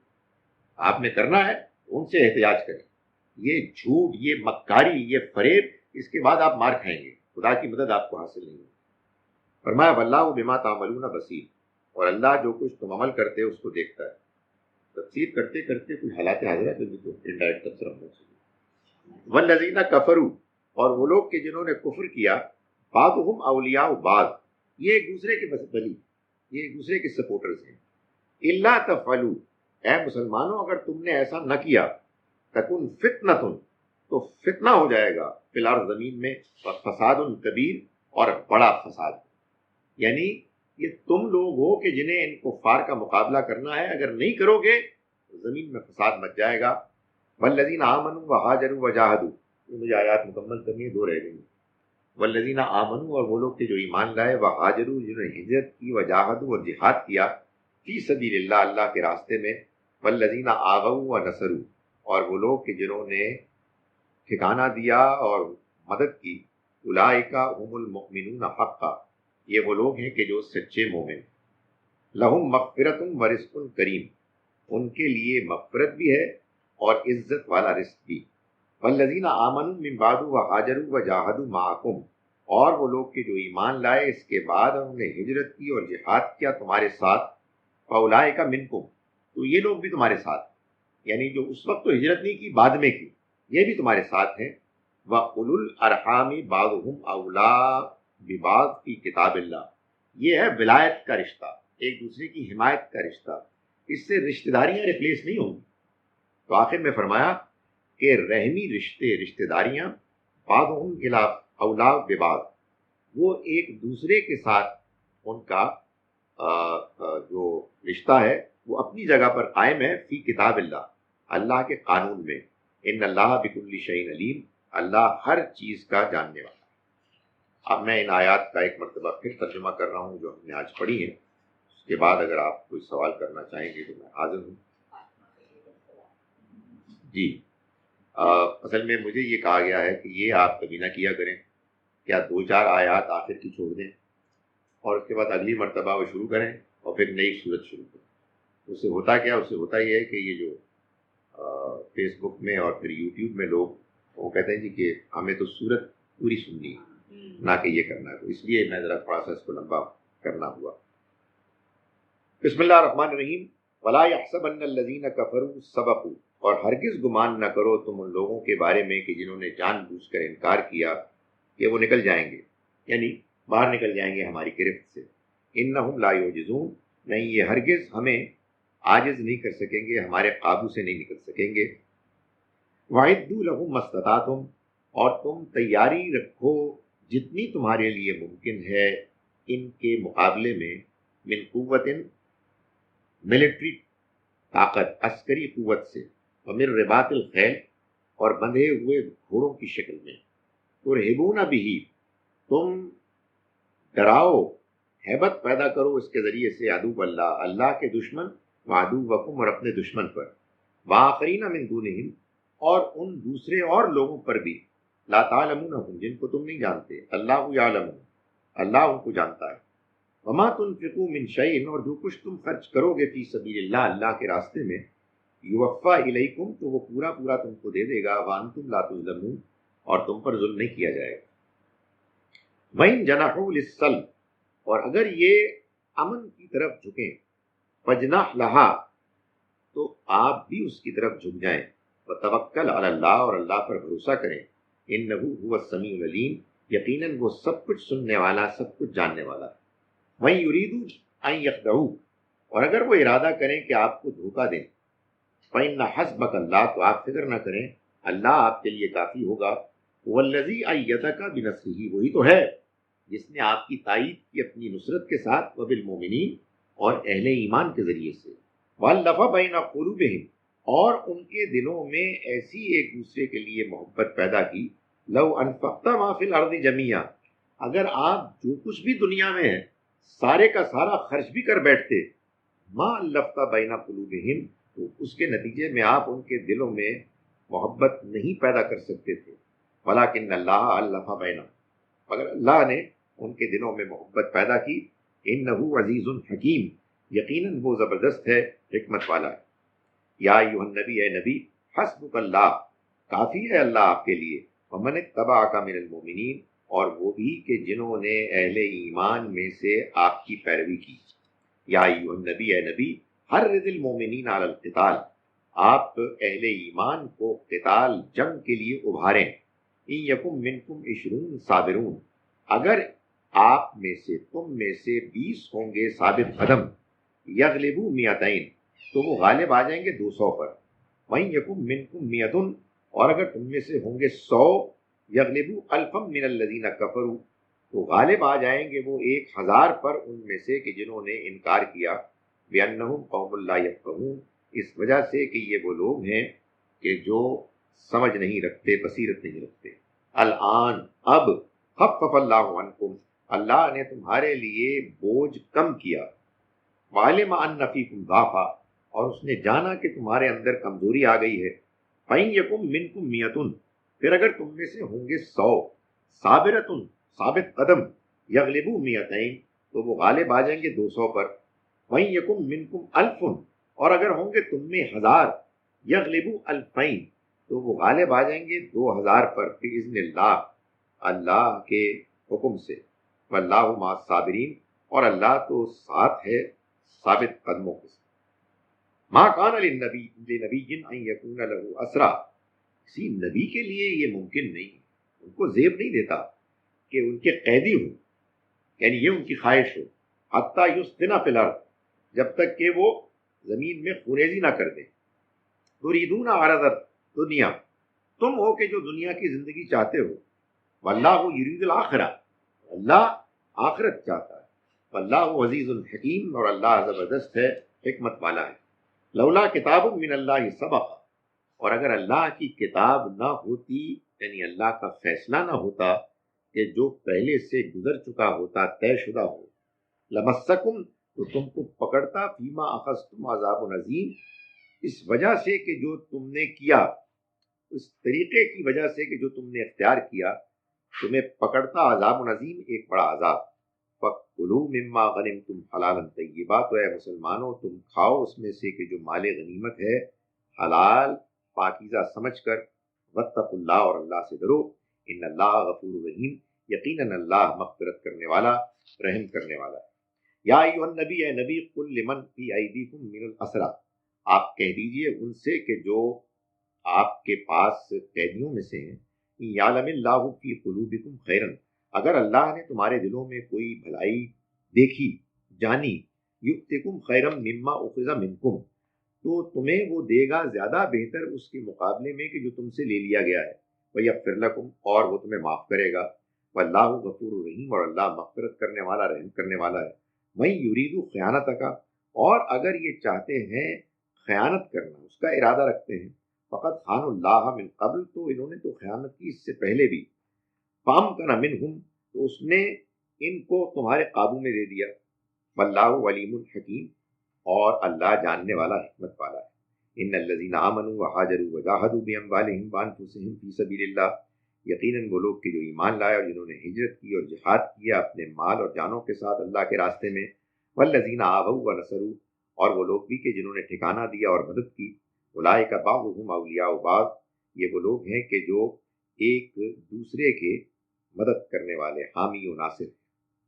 والذین آمنوا ولم یہاجروا، اور وہ لوگ کہ جو ایمان لائے مگر انہوں نے ہجرت نہیں کی.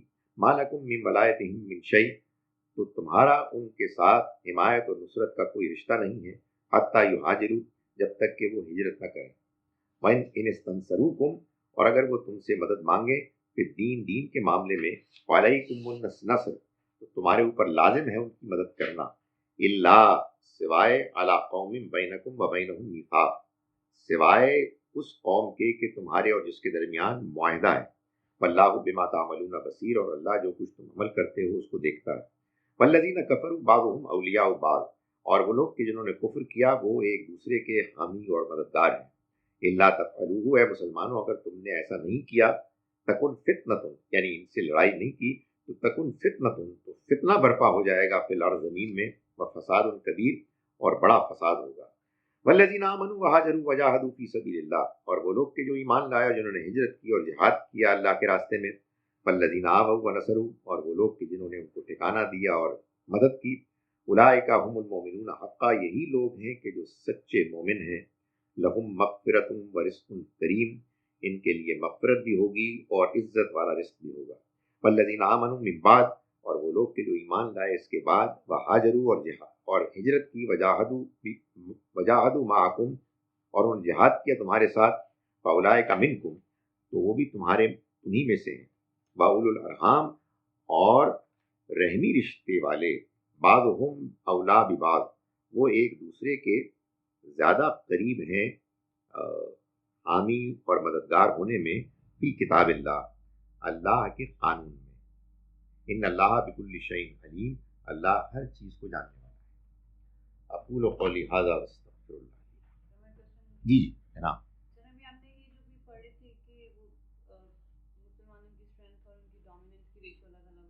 جی جی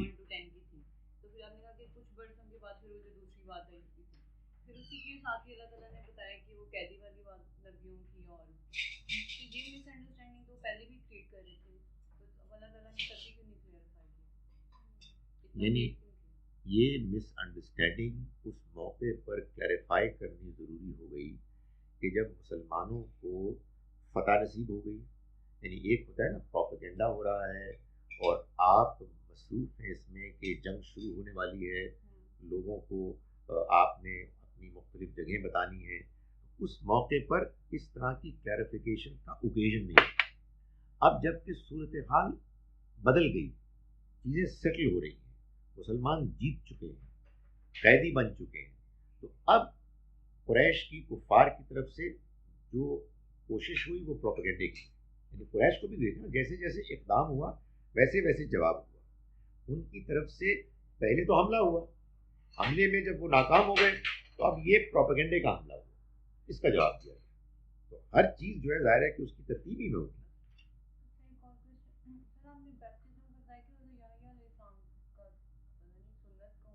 جی جی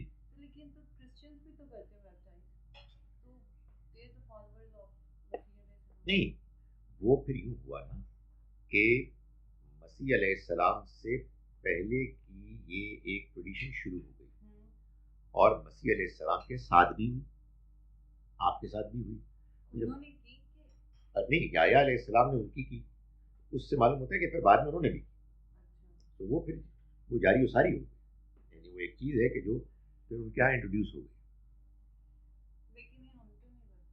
نہیں, ہمیں یہ نہیں بتایا, ہمیں تو وضو بتایا گیا ہے, بس یہی کافی ہے. وہ ہمارا بیپٹزم ہے, روز کرتے ہیں وہ.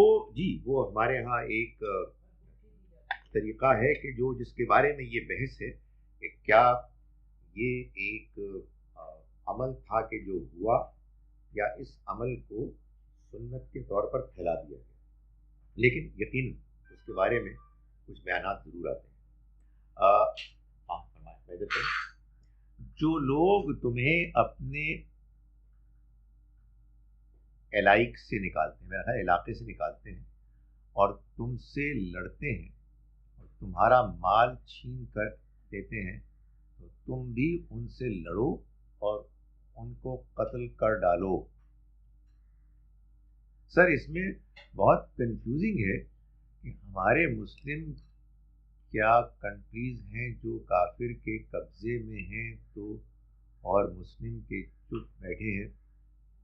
دیکھیں, گزارش یہ ہے کہ اس وقت کی جو صورتحال ہے اس کو ہم نے دیکھنا ہے اس صورتحال کی روشنی میں کہ جو اللہ تعالیٰ نے بیان فرمائی اور پھر ہمیں قانون دیا.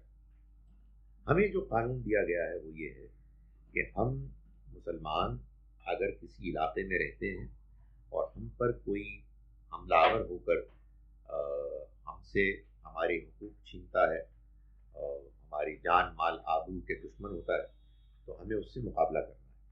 اور یہ مقابلہ کرنا ہماری ذمہ داری ہے, یہ مقابلہ کرنا ہمارا رائٹ ہے. ہم اگر ایسا نہیں کر رہے تو ہماری کمزوری ہے. یعنی مسلمان حکمران کے اوپر یہ لازم کیا گیا ہے کہ اگر اس کے پاس عسکری طاقت ہے اتنی کہ وہ مقابلہ کر سکے, اور ان آیات سے معلوم ہوتا ہے کہ کم سے کم یعنی جو ایک مقدار بتائی گئی ہے وہ 50%, آدھا اگر طاقت موجود ہے دشمن کے مقابلے میں, اور پرسیکیوشن ہوئی, لوگوں کے ساتھ زیادتی ہو رہی ہے, تو پھر مسلمان حکمران کے اوپر لازم ہے کہ وہ جہاد کرے, جہاد کا اعلان کرتے ہیں. ابھی کیوں نہیں ہو رہا؟ اس لیے نہیں ہو رہا کہ ہم نالائق ہیں, ہم کمزور ہیں. نہیں, وہ اس نے دیکھیں جس قوم کے ساتھ معاہدہ ہوا ہے اگر وہ زیادتی کر رہی ہے اس نے اس معاہدے کو توڑ دیا, تو اس نے معاہدے کو توڑا. یعنی کوئی ایسا معاہدہ ہو ہی نہیں سکتا کہ جس میں آپ یہ کہیں کہ آپ نے اگر اپنے علاقائی لوگوں کے ساتھ زیادتی کی تو ہم خاموش رہیں گے. اس موقع پر آپ یہ اعلان کریں گے کہ اب ہمارے اور آپ کے درمیان یہ معاہدہ نہیں رہا, اب ہم آپ سے کھل کے لڑیں گے. میں نے جس بات پر تبصرہ کیا تھا وہ یہ ہے کہ آپ نے کہا جی کہ وہ لڑ رہے ہیں ان کے مقامی لوگ, اور ہم ادھر سے مزید سرحدوں کے بیچ میں سے لوگ بھیج رہے ہیں تاکہ وہ بھی جا کے ان سے لڑیں. اس کے نتیجے میں کچھ نہیں ہوگا سوائے اس کے کہ جو ہوا کہ لوگ زیادہ مریں گے آپ کامیاب نہیں ہوں گے، آپ بدنام ہوں گے، اور آپ کی حیثیت کمزور پڑے گی، اور آپ کے بجٹ بڑھیں گے، عام آدمی کے اوپر بوجھ پڑے گا، اور صورتحال بگڑے گی۔ خدا کا قانون، خدا کا بتایا ہوا طریقہ ہے کہ جس کو اختیار کرنا چاہیے۔ بس جناب پڑھ لوں یہاں سے؟ جی سر، آج کل ملک میں انکم ٹیکس ریفارمز کے تناظر میں جو حیرانی کیفیت ہے، اس سے متعلق بحیثیت اچھے مسلمان اور اچھے انسان ہماری کیا ذمہ داری ہے؟ اسلامی تعلیمات کی روشنی میں کیا جدید علوم سے آراستہ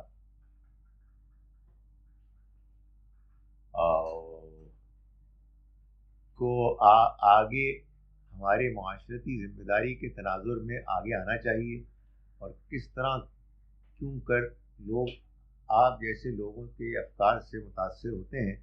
پیچیدگی کی نشاندہی ہونی چاہیے، جیسے اسلامک بینکنگ آپ کی اسپیشلائزیشن۔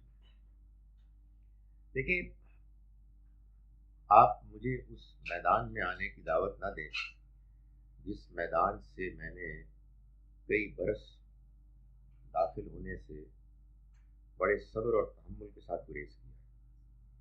نہ یہ بدتمیزی میرے کہنے پہ ہوئی ہے، نہ میرے مشورے پہ ہوئی ہے، اور نہ اب ہو رہی ہے۔ تو میں کس کو کیا مشورہ دوں؟ لوگوں کے اندر ایک قومی جوش پیدا ہوا تھا، وہ اس سے سرشار ہو کے ایک کام کرنا چاہتے تھے، وہ کام ہو گیا، تو اب وہ کریں جو ان کو کرنا ہے۔ ہم سے کسی نے کب کوئی مشورہ مانگا تھا؟ انفارچونیٹلی ہمارا معاشرہ جھوٹ، دھوکے، فریب، ظلم، زیادتی کی بنیاد پر اپنے نظام کو چلا رہا ہے، تو اس میں ہم جیسے فقیروں کا کوئی رول ہے ہی نہیں، سوائے اس کے کہ ہم یہ کہیں کہ سچے ہو جاؤ، دیانتدار ہو جاؤ۔ اور مجھے تو اگر آپ اجازت دیں تو میں تو صرف اپنے سننے والوں کو یہ کہتا ہوں، خدا کے واسطے اوپینین فارم کرنے میں انصاف کیا کرو، جذباتی نہ ہو جائے گا۔ آپ آنکھیں بند کر کے کسی ایک کی تائید کرتے ہیں اور کسی دوسرے کو گالیاں دیتے ہیں، اور پھر یہ چاہتے ہیں کہ آپ کے ملک میں سب کچھ ٹھیک ہو جائے۔ ہم کو سچ کہنا ہے، جھوٹ کو جھوٹ کہنا ہے۔ اس وقت جو کچھ ہو رہا ہے یہ میرے بس کی چیز نہیں ہے۔ اس کی وجہ یہ ہے کہ اس میں کون کیا فیصلہ کر رہے ہیں۔ مجھے ابھی کسی نے دعوت دی کہ آپ ایک ایسے سمپوزیم میں تشریف لائیں کہ جس میں آپ یہ بتائیں، بہت سارے اور لوگوں کو بلایا جا رہا ہے، کہ پاکستان میں جمہوریت ناکام کیوں ہوئی۔ میں نے کہا جی کہ میں نے اگر سچ بات کر دی تو میں اندر ہو جاؤں گا، تو اس لیے مجھے آپ معافی رکھیں۔ اس کی وجہ یہ ہے کہ ایک تو یہ کہ سچ بولنے، سچ سننے کے لیے لوگ تیار نہیں ہیں، اور اب اتنی زیادہ، اتنا جھوٹ، اتنا پروپیگنڈا، اتنا ڈرامہ، اتنی سب کچھ ہو گئی ہے کہ میرا یہ خیال ہے کہ زیادہ امپورٹنٹ چیز یہ ہے کہ آپ لوگوں کو بتائیں، سچ بولیں، لوگوں کو بتائیں کہ حق کی بات کریں، حق کی تائید کریں، شخصیات کو نہ دیکھیں بلکہ ایشوز کو دیکھیں۔ جو معاملہ آپ کے سامنے ہے اس کے بارے میں جو اوپینین آپ دیانتداری سے سمجھتے ہیں اس کو بیان کریں، لیکن اس سے بھی پہلے بات کو دوسرے کی تحمل سے سنیں، دوسرے کی نیت پہ شک نہ کریں، اوپینین فارم کرنے میں جلد بازی نہ کریں۔ اور ظاہر ہے افراتفری کا دور ہے، اس میں آخر یہ کیسے ہو سکتا ہے کہ اختلافات نہ ہوں۔ اسلامک بینکنگ کے بارے میں اپنی بات بیان کر چکا، ابھی بھی جب موقع ملتا ہے میں کرتا ہوں۔ ایک اسلامک بینک کے ڈائریکٹر کی حیثیت سے مجھے کچھ عرصے سے حادثاتی طور پر لے لیا گیا ہے۔ مجھے انہوں نے موقع دیا کہ میں اسلامک بینکنگ کی ٹریننگ کے لیے کچھ خطاب فرماؤں، تو میں نے جو خطاب فرمایا وہ وہی تھا جو میرے خیالات تھے، جس میں نے یہ بتانے کی کوشش کی کہ اس وقت موجودہ جو بینکنگ ہے اس میں چند ریفارمز اگر آپ کر دیں تو قانونی طور پر بینکنگ میں کوئی پھر مزید دینی شرعی پرابلم نہیں رہتی۔ البتہ ایک بڑی پرابلم ہے، اور وہ یہ ہے کہ یہ ہمارا بینکاری کا نظام اور ہمارا معاشی نظام بہت زیادہ جھکا ہوا ہے امیروں کے حق میں۔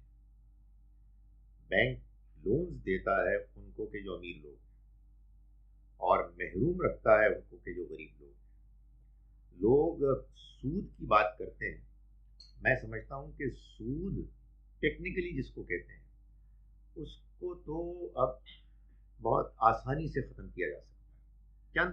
چند پیچیدگیاں ہیں، ورنہ حقیقت واقعہ یہ ہے کہ ربا، سود، اس کو تو معلوم ہوتا ہے کہ اب بینکس، انٹرنیشنل بینکس، نان مسلم بینکس اپنی اصل میں ختم کرنے پر آمادہ ہے. یہ جو امریکہ میں جو ایک لا ہے جس میں کہ یہ بات طے ہو گئی ہے کہ اگر کوئی فرم انسالمنٹ یا بینکرپٹ ہونے کے کنارے کھڑی ہے تو پھر اس سے وہ تو خیر بعض اوقات یہ بھی کرتے ہیں کہ پرنسپل بھی نہیں لیتے، لیکن انٹرسٹ تو بالکل نہیں لیا جائے گا. خدا تعالیٰ کا منشا اس کے سوا کچھ نہیں تھا ربا کی حرمت کے حکم دینے میں، کہ اگر کوئی انسان، کوئی فرد، کوئی کاروبار قرض لینے کے بعد ایسی مشکل میں آ گیا ہے کہ وہ سود تو کیا قرض بھی واپس نہیں کر سکتا، تو اللہ تعالیٰ نے 2 ہدایات دی. ایک ہدایت یہ دی کہ تم نے سود ایک پائی نہیں لینا. تمہیں معلوم ہو گیا ہے کہ تمہارا بھائی اب مشکل میں ہے تو تم نے ایک پائی بھی اصل رقم سے زیادہ نہیں لی. اور دوسری ہدایت یہ دی کہ اصل رقم کا مطالبہ بھی تب کرو جب کہ وہ دینے کی پوزیشن ہے، اس سے پہلے تم اس کو مجبور نہ کرو. تو یہ باتیں ہم کرنے کی کوشش کرتے رہتے ہیں. حسد کرنے والے سے کیسے بچا جائے جبکہ وہ رشتہ دار ہو؟ ایک تو یہ کہ اس کے سامنے کوئی ایسی چیز نہ کریں جس میں آپ کی کوئی تعریف کا پہلو نکلتا ہو. اس کے سامنے کوئی ایسی چیز نہ ہو جس میں کہ آپ کے نمایاں ہونے کا کوئی پہلو ہو. اس سے ملاقات کریں، اس کی مدد کریں، اس کے لیے دعا کریں اگر یہ ممکن ہے. بعض اوقات بعض لوگ بہت خطرناک ہوتے ہیں، ان کے لیے تو صرف دعائی کی جا سکتی ہے. لیکن اگر بعض اوقات کیا ہوتا ہے کہ اصل میں ہم دوسروں کے سامنے ریاکاری کرتے ہیں، اپنی تعریف کرتے ہیں، اپنے کامیابی کے گن گاتے ہیں. وہ بیچارہ کہیں ناکام ہو رہا ہے، ظاہر حسد نہیں کرے تو وہ کیا کرے گا. تو آپ اس کی مدد کریں، آپ اس کے دکھ میں شریک ہوں، تو امید ہے کہ وہ اپنے اس فیز سے باہر نکلے گا. لیکن اگر فرض کیجئے کہ کوئی ایسا نہیں معاملہ ہو رہا تو ایک تو کسی پہ شک نہ کریں. دوسرا یہ ہے کہ آپ کو جتنا ایک ممکن ہے آپ اس کے لیے دعا کریں اور اس کی مدد کریں، اور اگر کوئی غلط فہمی ہے تو اس کو دور کر دیں. جناب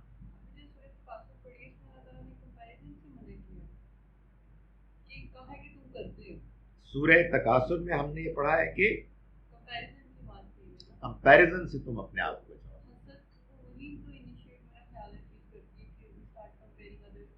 سورہ تکاثر میں جو کچھ اللہ تعالیٰ نے فرمایا ہے وہ یہ ہے کہ جب تم ایک دوسرے سے مال اور دنیاوی اسباب کے معاملے میں مقابلے بازی کرتے ہوئے آگے بڑھتے ہو تو اپنی اس کوشش میں تم بالکل غافل ہو جاتے ہو دین سے، اللہ سے اور آخرت سے، اور نتیجہ یہ نکلتا ہے کہ تمہیں پھر اسی وقت ہوش آتی ہے کہ جب تم مر جاتے.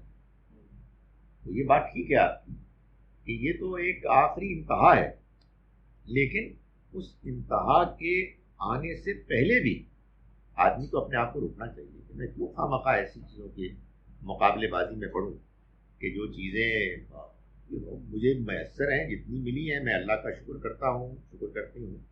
اس سے زیادہ کسی اور کو ملا ہے تو اس کے لیے دعا کرنی چاہیے، اس کے بارے میں سوچنا چاہیے کہ ڈیزرو بھی کرتا ہوگا. اور آدمی اپنی زندگی پر بات نہیں کر سکتا. لیکن حسد کی آگ کے نتیجے میں انسان اپنے آپ کو خراب کرتا ہے، اپنے آپ کو برباد کرتا ہے، اپنے اعمال کو برباد کرتا ہے، اپنی زندگی کو برباد کرتا ہے. تو آدمی کو کوشش تو یہ کرنی چاہیے کہ یہ دیکھے کہ دوسرے انسان کے اندر کیا خوبیاں ہیں، ان کی خود تعریف کرنا شروع کر دے، اس کے لیے دعا کرے. نہیں ممکن تو موضوع بدل دے، کسی اور ایکٹیویٹی میں مبتلا ہو جائے، اس کو نہ دیکھے. بھائی کسی کو دیکھ کے آپ کو پریشانی ہوتی ہے، آپ کو نہ دیکھیں، آپ کسی اور کو دیکھنا شروع کر دیں. تو کتنی خوبصورت بات ہے، حدیث میں بھی آئی ہے کہ دنیا کے معاملے میں تم اس کو دیکھو جو تم سے کمتر ہے، اس کے نتیجے میں تمہارے اندر شکر گزاری پیدا ہوگی. اور دین کے اچھائی کے معاملے میں اس کو دیکھو جو تم سے بہتر ہے، تمہارے اندر ایک شوق پیدا ہوگا، آگے بڑھنے کا جذبہ پیدا ہوگا. تو اپنا طریقہ بدل دیں، گیئر بدلیں، ادھر جا رہے ہیں تو ادھر چلنا شروع کریں.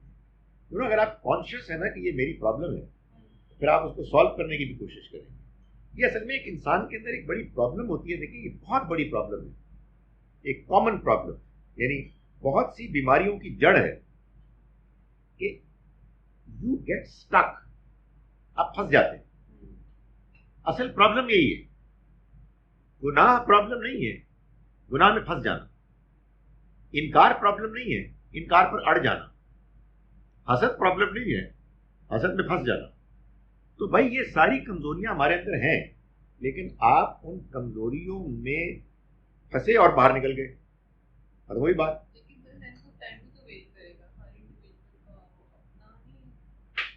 بہت اچھی بات کی، لینتھ آف ٹائم ویری کرے گا. میں آپ کو بتاؤں، لینتھ آف ٹائم اتنا امپورٹنٹ نہیں ہے جتنا آپ کی ایفرٹ امپورٹنٹ. آپ نے کتنی کوشش کی، آپ نے کتنا زیادہ اپنے آپ کو اس کیفیت سے نکالنے کے لیے اسٹرگل کی. یہ بالکل صحیح ہے آپ کی بات. یہ ڈپینڈ کرتا ہے پرابلم پر، پرابلم ایٹ ہینڈ، اور یہ ڈپینڈ کرتا ہے آپ کی سچویشن پر، آپ کی پرسنالٹی پر. خدا کے یہاں سب سے زیادہ جو امپورٹنٹ چیز ہے وہ ہے کہ آپ نے کتنی کوشش کی. How much have you strive.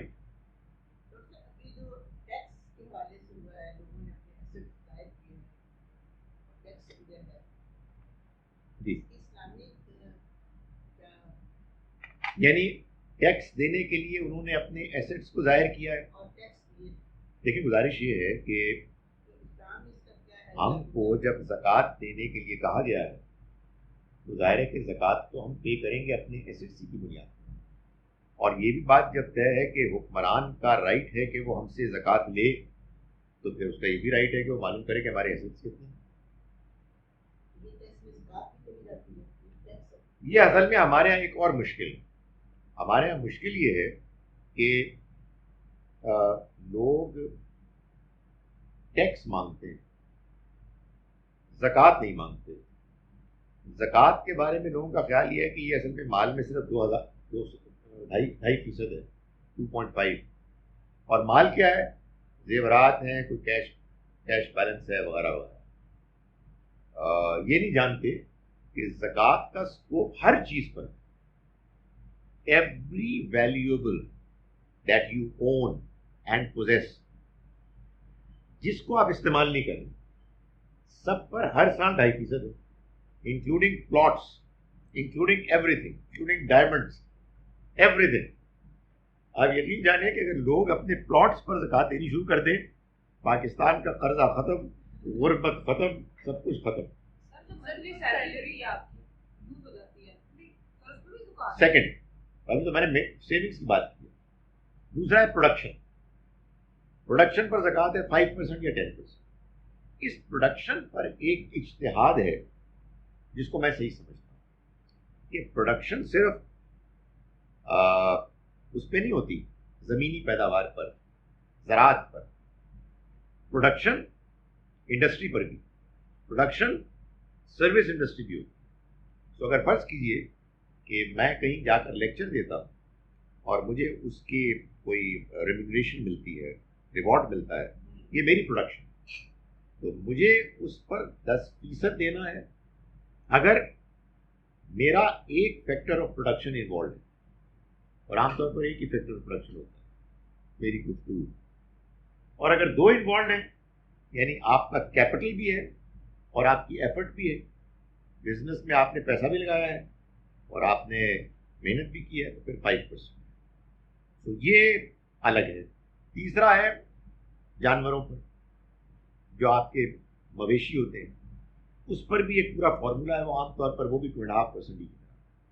سو یہ سب چیزیں اگر آپ انکلوڈ کر لیں زکوٰۃ کے اسکوپ میں، اس میں بعض پیچیدگیاں ہیں کہ جن کو کہ سمجھنا ہوگا اور ان کو سلجھانا ہوگا، مگر یہ سب کچھ ہم کر لیں اس کے بعد خیال یہ ہوتا ہے کہ جو ہم ٹیکس کے ذریعے سے اتنا زیادہ لوگوں پر بوجھ ڈالتے ہیں اور جمع کرتے ہیں، اس سے زیادہ ہم ریونیو جنریٹ کریں۔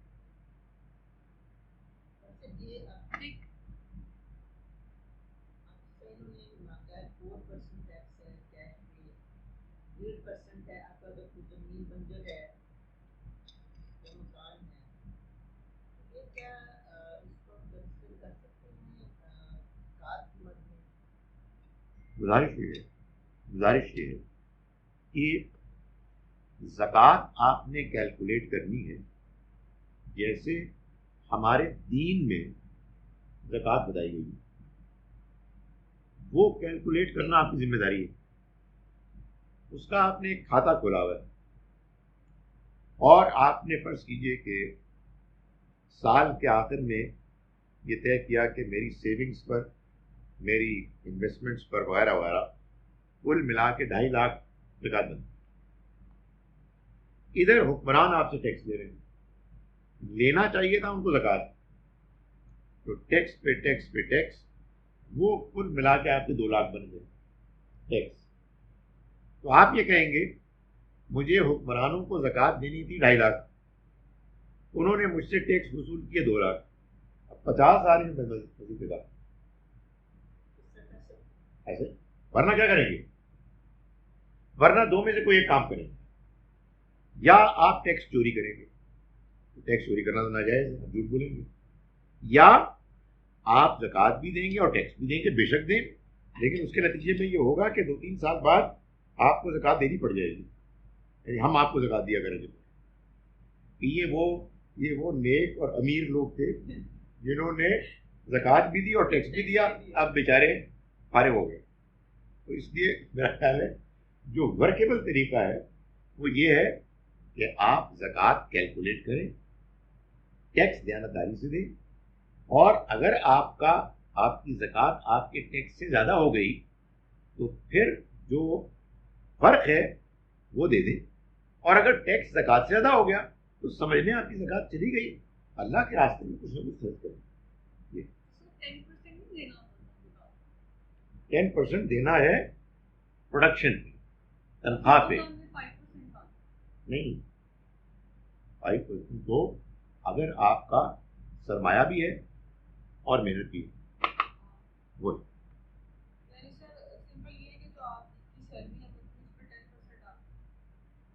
وہ آپ زکوٰۃ کنسیڈر کریں اپنی سیلری کے 10% کو، مگر آپ کی سیلری سے زکوٰۃ ٹیکس ایٹ سورس کٹ بھی رہی ہے، اس کو الگ سے سمجھیں، یہ آپ کی زکوٰۃ، یہ آپ کا ٹیکس۔ دیکھیں سال کے آخر میں کون سا زیادہ ہے، اگر ٹیکس زیادہ ہو گیا تو اللہ قبول فرمائے، تو اللہ کے راستے میں اور بھی دے دیں۔ زکوٰۃ پہ ویڈیوز کیوں نہیں آئی ہیں؟ That is a very good question. میرا یہ خیال ہے کہ میں نے کچھ نہ کچھ تو کہا ہوگا۔ اوکے،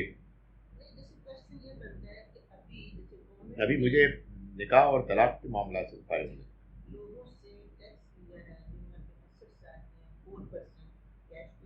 جی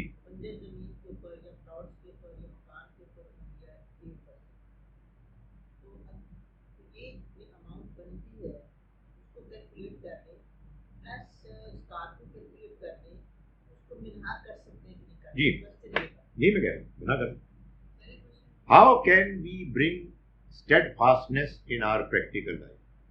بڑا امپورٹنٹ سوال ہے، بڑا مشکل سوال ہے۔ دیکھیں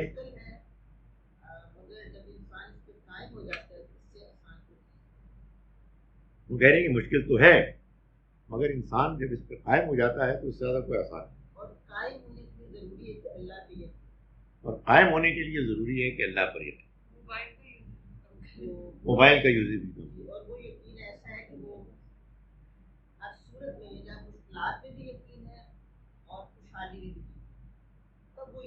وہ یقین ایسا ہو کہ مشکلات میں بھی ہو اور خوشحالی میں۔ دیکھیں جواب مل گیا، کوشچن یہ ہے کہ ثابت قدمی کیسے ہے. اس میں میں اگر ایک دو چیزیں اور ایڈ کر دوں، دعا، اللہ سے دعا وہ بڑی مفید، خاص طور پر نماز میں. دیکھیے اللہ نے ہم کو نماز ایک ایسی دولت دی ہے، ایسا غیر معمولی اپنے ساتھ تعلق قائم کرنے کا موقع دیا ہے کہ جب آپ کو محسوس ہو کہ آپ کے اندر کوئی کمزوری پیدا ہو رہی ہے تو اللہ کے سامنے گڑ گڑائیں، اس سے مانگیں، اور کوشش کریں کہ پھر جو مانگ رہے ہیں اس پر عمل بھی کریں.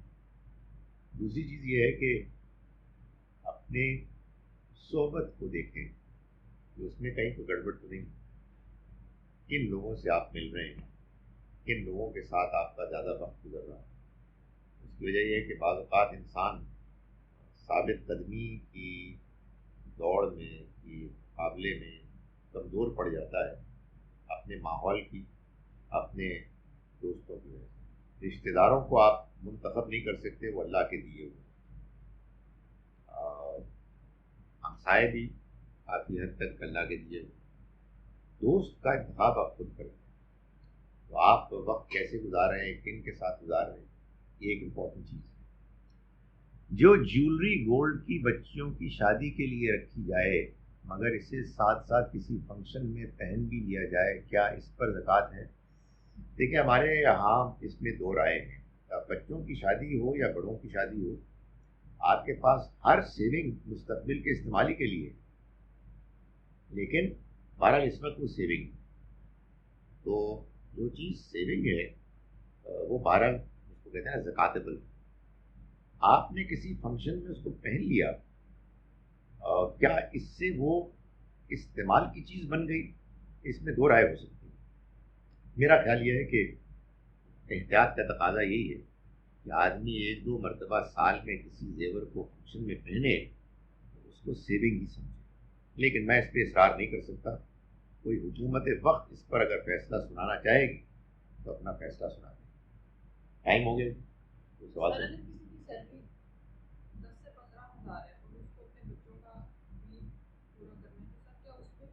دیکھیں زکوٰۃ کے معاملے میں جو قانون بتایا گیا ہے اس میں یہ بھی بتایا گیا ہے کہ زکوٰۃ کا نصاب کیا ہے. نصاب سے مراد وہی ہے منیمم زکاتبل انکم، جیسے منیمم ٹیکسیبل انکم. اب جو ہم کو پروڈکشن پہ بتائی گئی ہے جو اصول، اس میں چونکہ پروڈکشن اس زمانے میں ہوتی تھی زراعت، اور زراعت کیا تھی؟ یہی پھل وغیرہ، اور پھل کیا تھے؟ کھجور. تو اس زمانے کی منیمم زکاتبل پروڈکشن تھی 1119 kg کھجور. کیا مطلب؟ مطلب یہ کہ آپ کے باغ میں اگر 1119 کلو گرام کھجور آئے ہیں تو ان پر زکوٰۃ تھی. Anything over and above اس پر زکوٰۃ. اب آپ کہیں گے تنخواہ کے بارے میں میرا یہ خیال ہے کہ یہ اجتہاد ٹھیک ہے کہ جب تک کہ حکمران خود سے کوئی اعلان نہیں کرتے، جو منیمم ٹیکسیبل انکم ہے اسی کو مان لیا. نہیں تو وہ تو آپ کیا کر سکتے ہیں، کرتا ہے تو کر گیا، خوش ہو، آپ کی زکوٰۃ چلی گئی.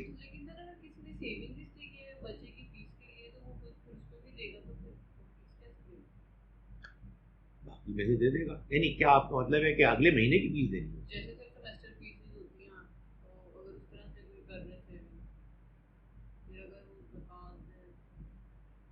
دیکھیں بات ٹھیک ہے آپ کی کہ کوئی اس نے سیونگ کی ہے کسی خاص ایکسپینس کے لیے. میرا اپنا یہ خیال ہے، اس پہ غور کرنا چاہیے کہ بچیوں کی شادی کے لیے زیورات ایک الگ کیٹیگری ہے اور اگلے سیمسٹر کی فیس ایک اور کیٹیگری. میڈیکل سرجری اگر مثال کے طور پر ہو گئی ہے یا بیماری سامنے آ گئی ہے یہ اور بات ہے، لیکن میڈیکل سرجری کا خدشہ یہ اور بات ہے. اس میں بھی میرا خیال ہے کہ فرق کرنا چاہیے. تو یہ بات ٹھیک ہے کہ بعض اوقات یہ ہوتا ہے کہ ایک ایکسپینس ایسا ہوتا ہے کہ یہ کل نہیں ہوتا، بلکہ اس کی پیمنٹ آپ کو 3 مہینے بعد دینی ہوتی۔ اس دوران میں زکوٰۃ کی ڈیٹ آ گئی، میرا ابھی کا جو انڈرسٹینڈنگ رجحان ہے وہ یہ کہ یہ ایکسپینس ہی مانا جائے، واللہ عالم۔ جی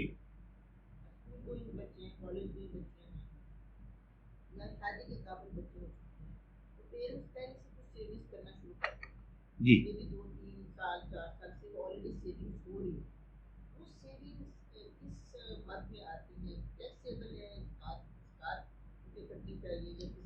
جو سیونگز لوگ مستقبل کے لیے کرتے ہیں اپنے بچوں کے لیے،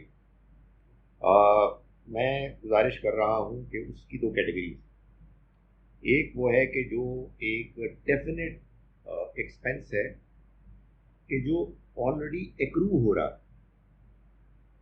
ایکرو سمجھتے ہیں نا، یعنی سیمسٹر جاری ہے اور اس میں اب پیمنٹ بعد میں ہونی ہے، یہ تو وہ ایکسپینس ہے کہ جس پر کہ زکوٰۃ نہیں ہونی چاہیے۔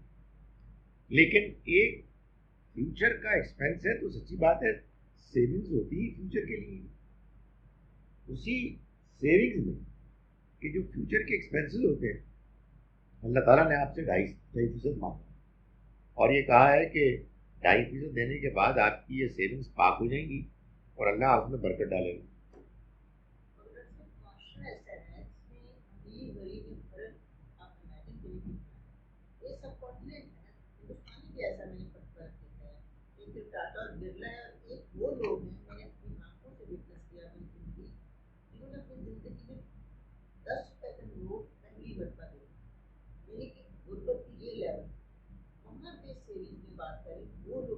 گزارش یہ ہے کہ اسی کو تو نصاب کہتے ہیں، یعنی یہاں ہمارے یہاں نصاب جو ہے وہ کم سے کم ہے 45,000 روپے، یعنی 52.5 تولے چاندی، اسی کو بتایا گیا۔ اس لیے جب ایک قانون بن جائے تو اس قانون کو ماننا چاہیے۔ میں کیسے جب پہلے سے مشکل سے گولڈ بنایا ہے تو فیوچر میں کام آ جائے گا اور بیچ کر، بھائی جو بنایا ہے وہ بنایا ہے نا اللہ کی مہربانی اور بھروسے پر، اسی اللہ کے راستے میں جب 2.5% دیں گے، وہ کہتا ہے کہ جس نے آپ کو یہ بنانے کی توفیق دی ہے وہ مزید بنانے کی توفیق دے، تو اتنے زیادہ اللہ تعالیٰ سے بھروسے سے آپ نہ بچیں۔ ایک آخری اسٹیٹمنٹ میں دینا چاہتا ہوں، میرے ذہن پہ سوار ہے کل سے، میں نے کل مجھے ایک نوجوان سے ملاقات ہوئی تو میں نے محسوس کیا کہ اس سے بولا نہیں جا رہا، اسٹیمر کر رہا، ہکلا رہا بری طرح سے۔ میں نے کہا کیا ہوا ہے؟ اس نے کہا کہ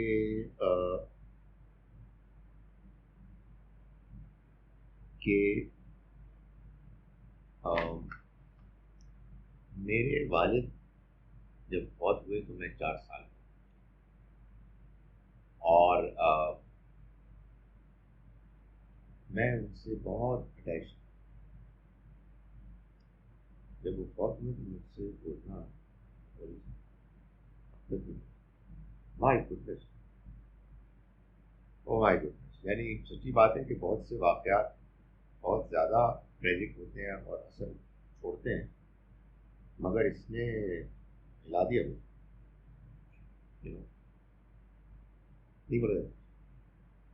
Father died when he was 4.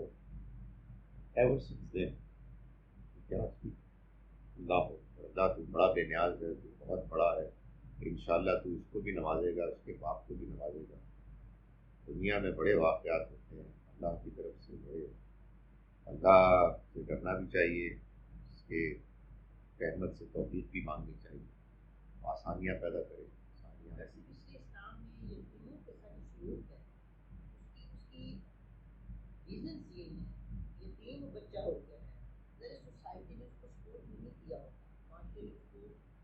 مجھے لگتا ہے کہ بس وہ شوق تھا، یعنی ایسا نہیں ہے کہ ہاں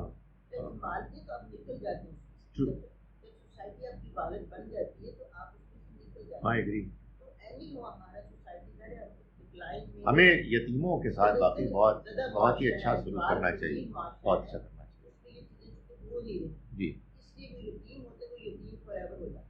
بالکل صحیح ہے. اگر میں اس کا بس یہ آخری سوال کا جواب دے دوں، اگر یہ کوئی نیا سوال ہے. آج کل کے دور میں مہنگائی اتنی ہو گئی ہے کہ بندہ فیوچر کے لیے گولڈ بناتا ہے، اس سے کوئی مکان خریدے گا، پھر اس کے پاس زکوٰۃ دینے کے لیے سالانہ پیسے نہ ہوں تو دیکھیں یہ دو الگ الگ چیزیں ہیں. اگر آپ کے پاس سالانہ زکوٰۃ دینے کے لیے پیسے نہیں ہیں تو ذرا اپنی کیش فلو کو ذرا ٹھیک کریں. یعنی یہ کوئی بات ہی نہ ہوئی کہ آپ کے پاس گولڈ بہت زیادہ ہے اور پیسے نہیں ہیں، تو تھوڑا سا گولڈ بیچیں تاکہ آپ کا کیش فلو بہتر ہو، کہیں انویسٹمنٹ کریں.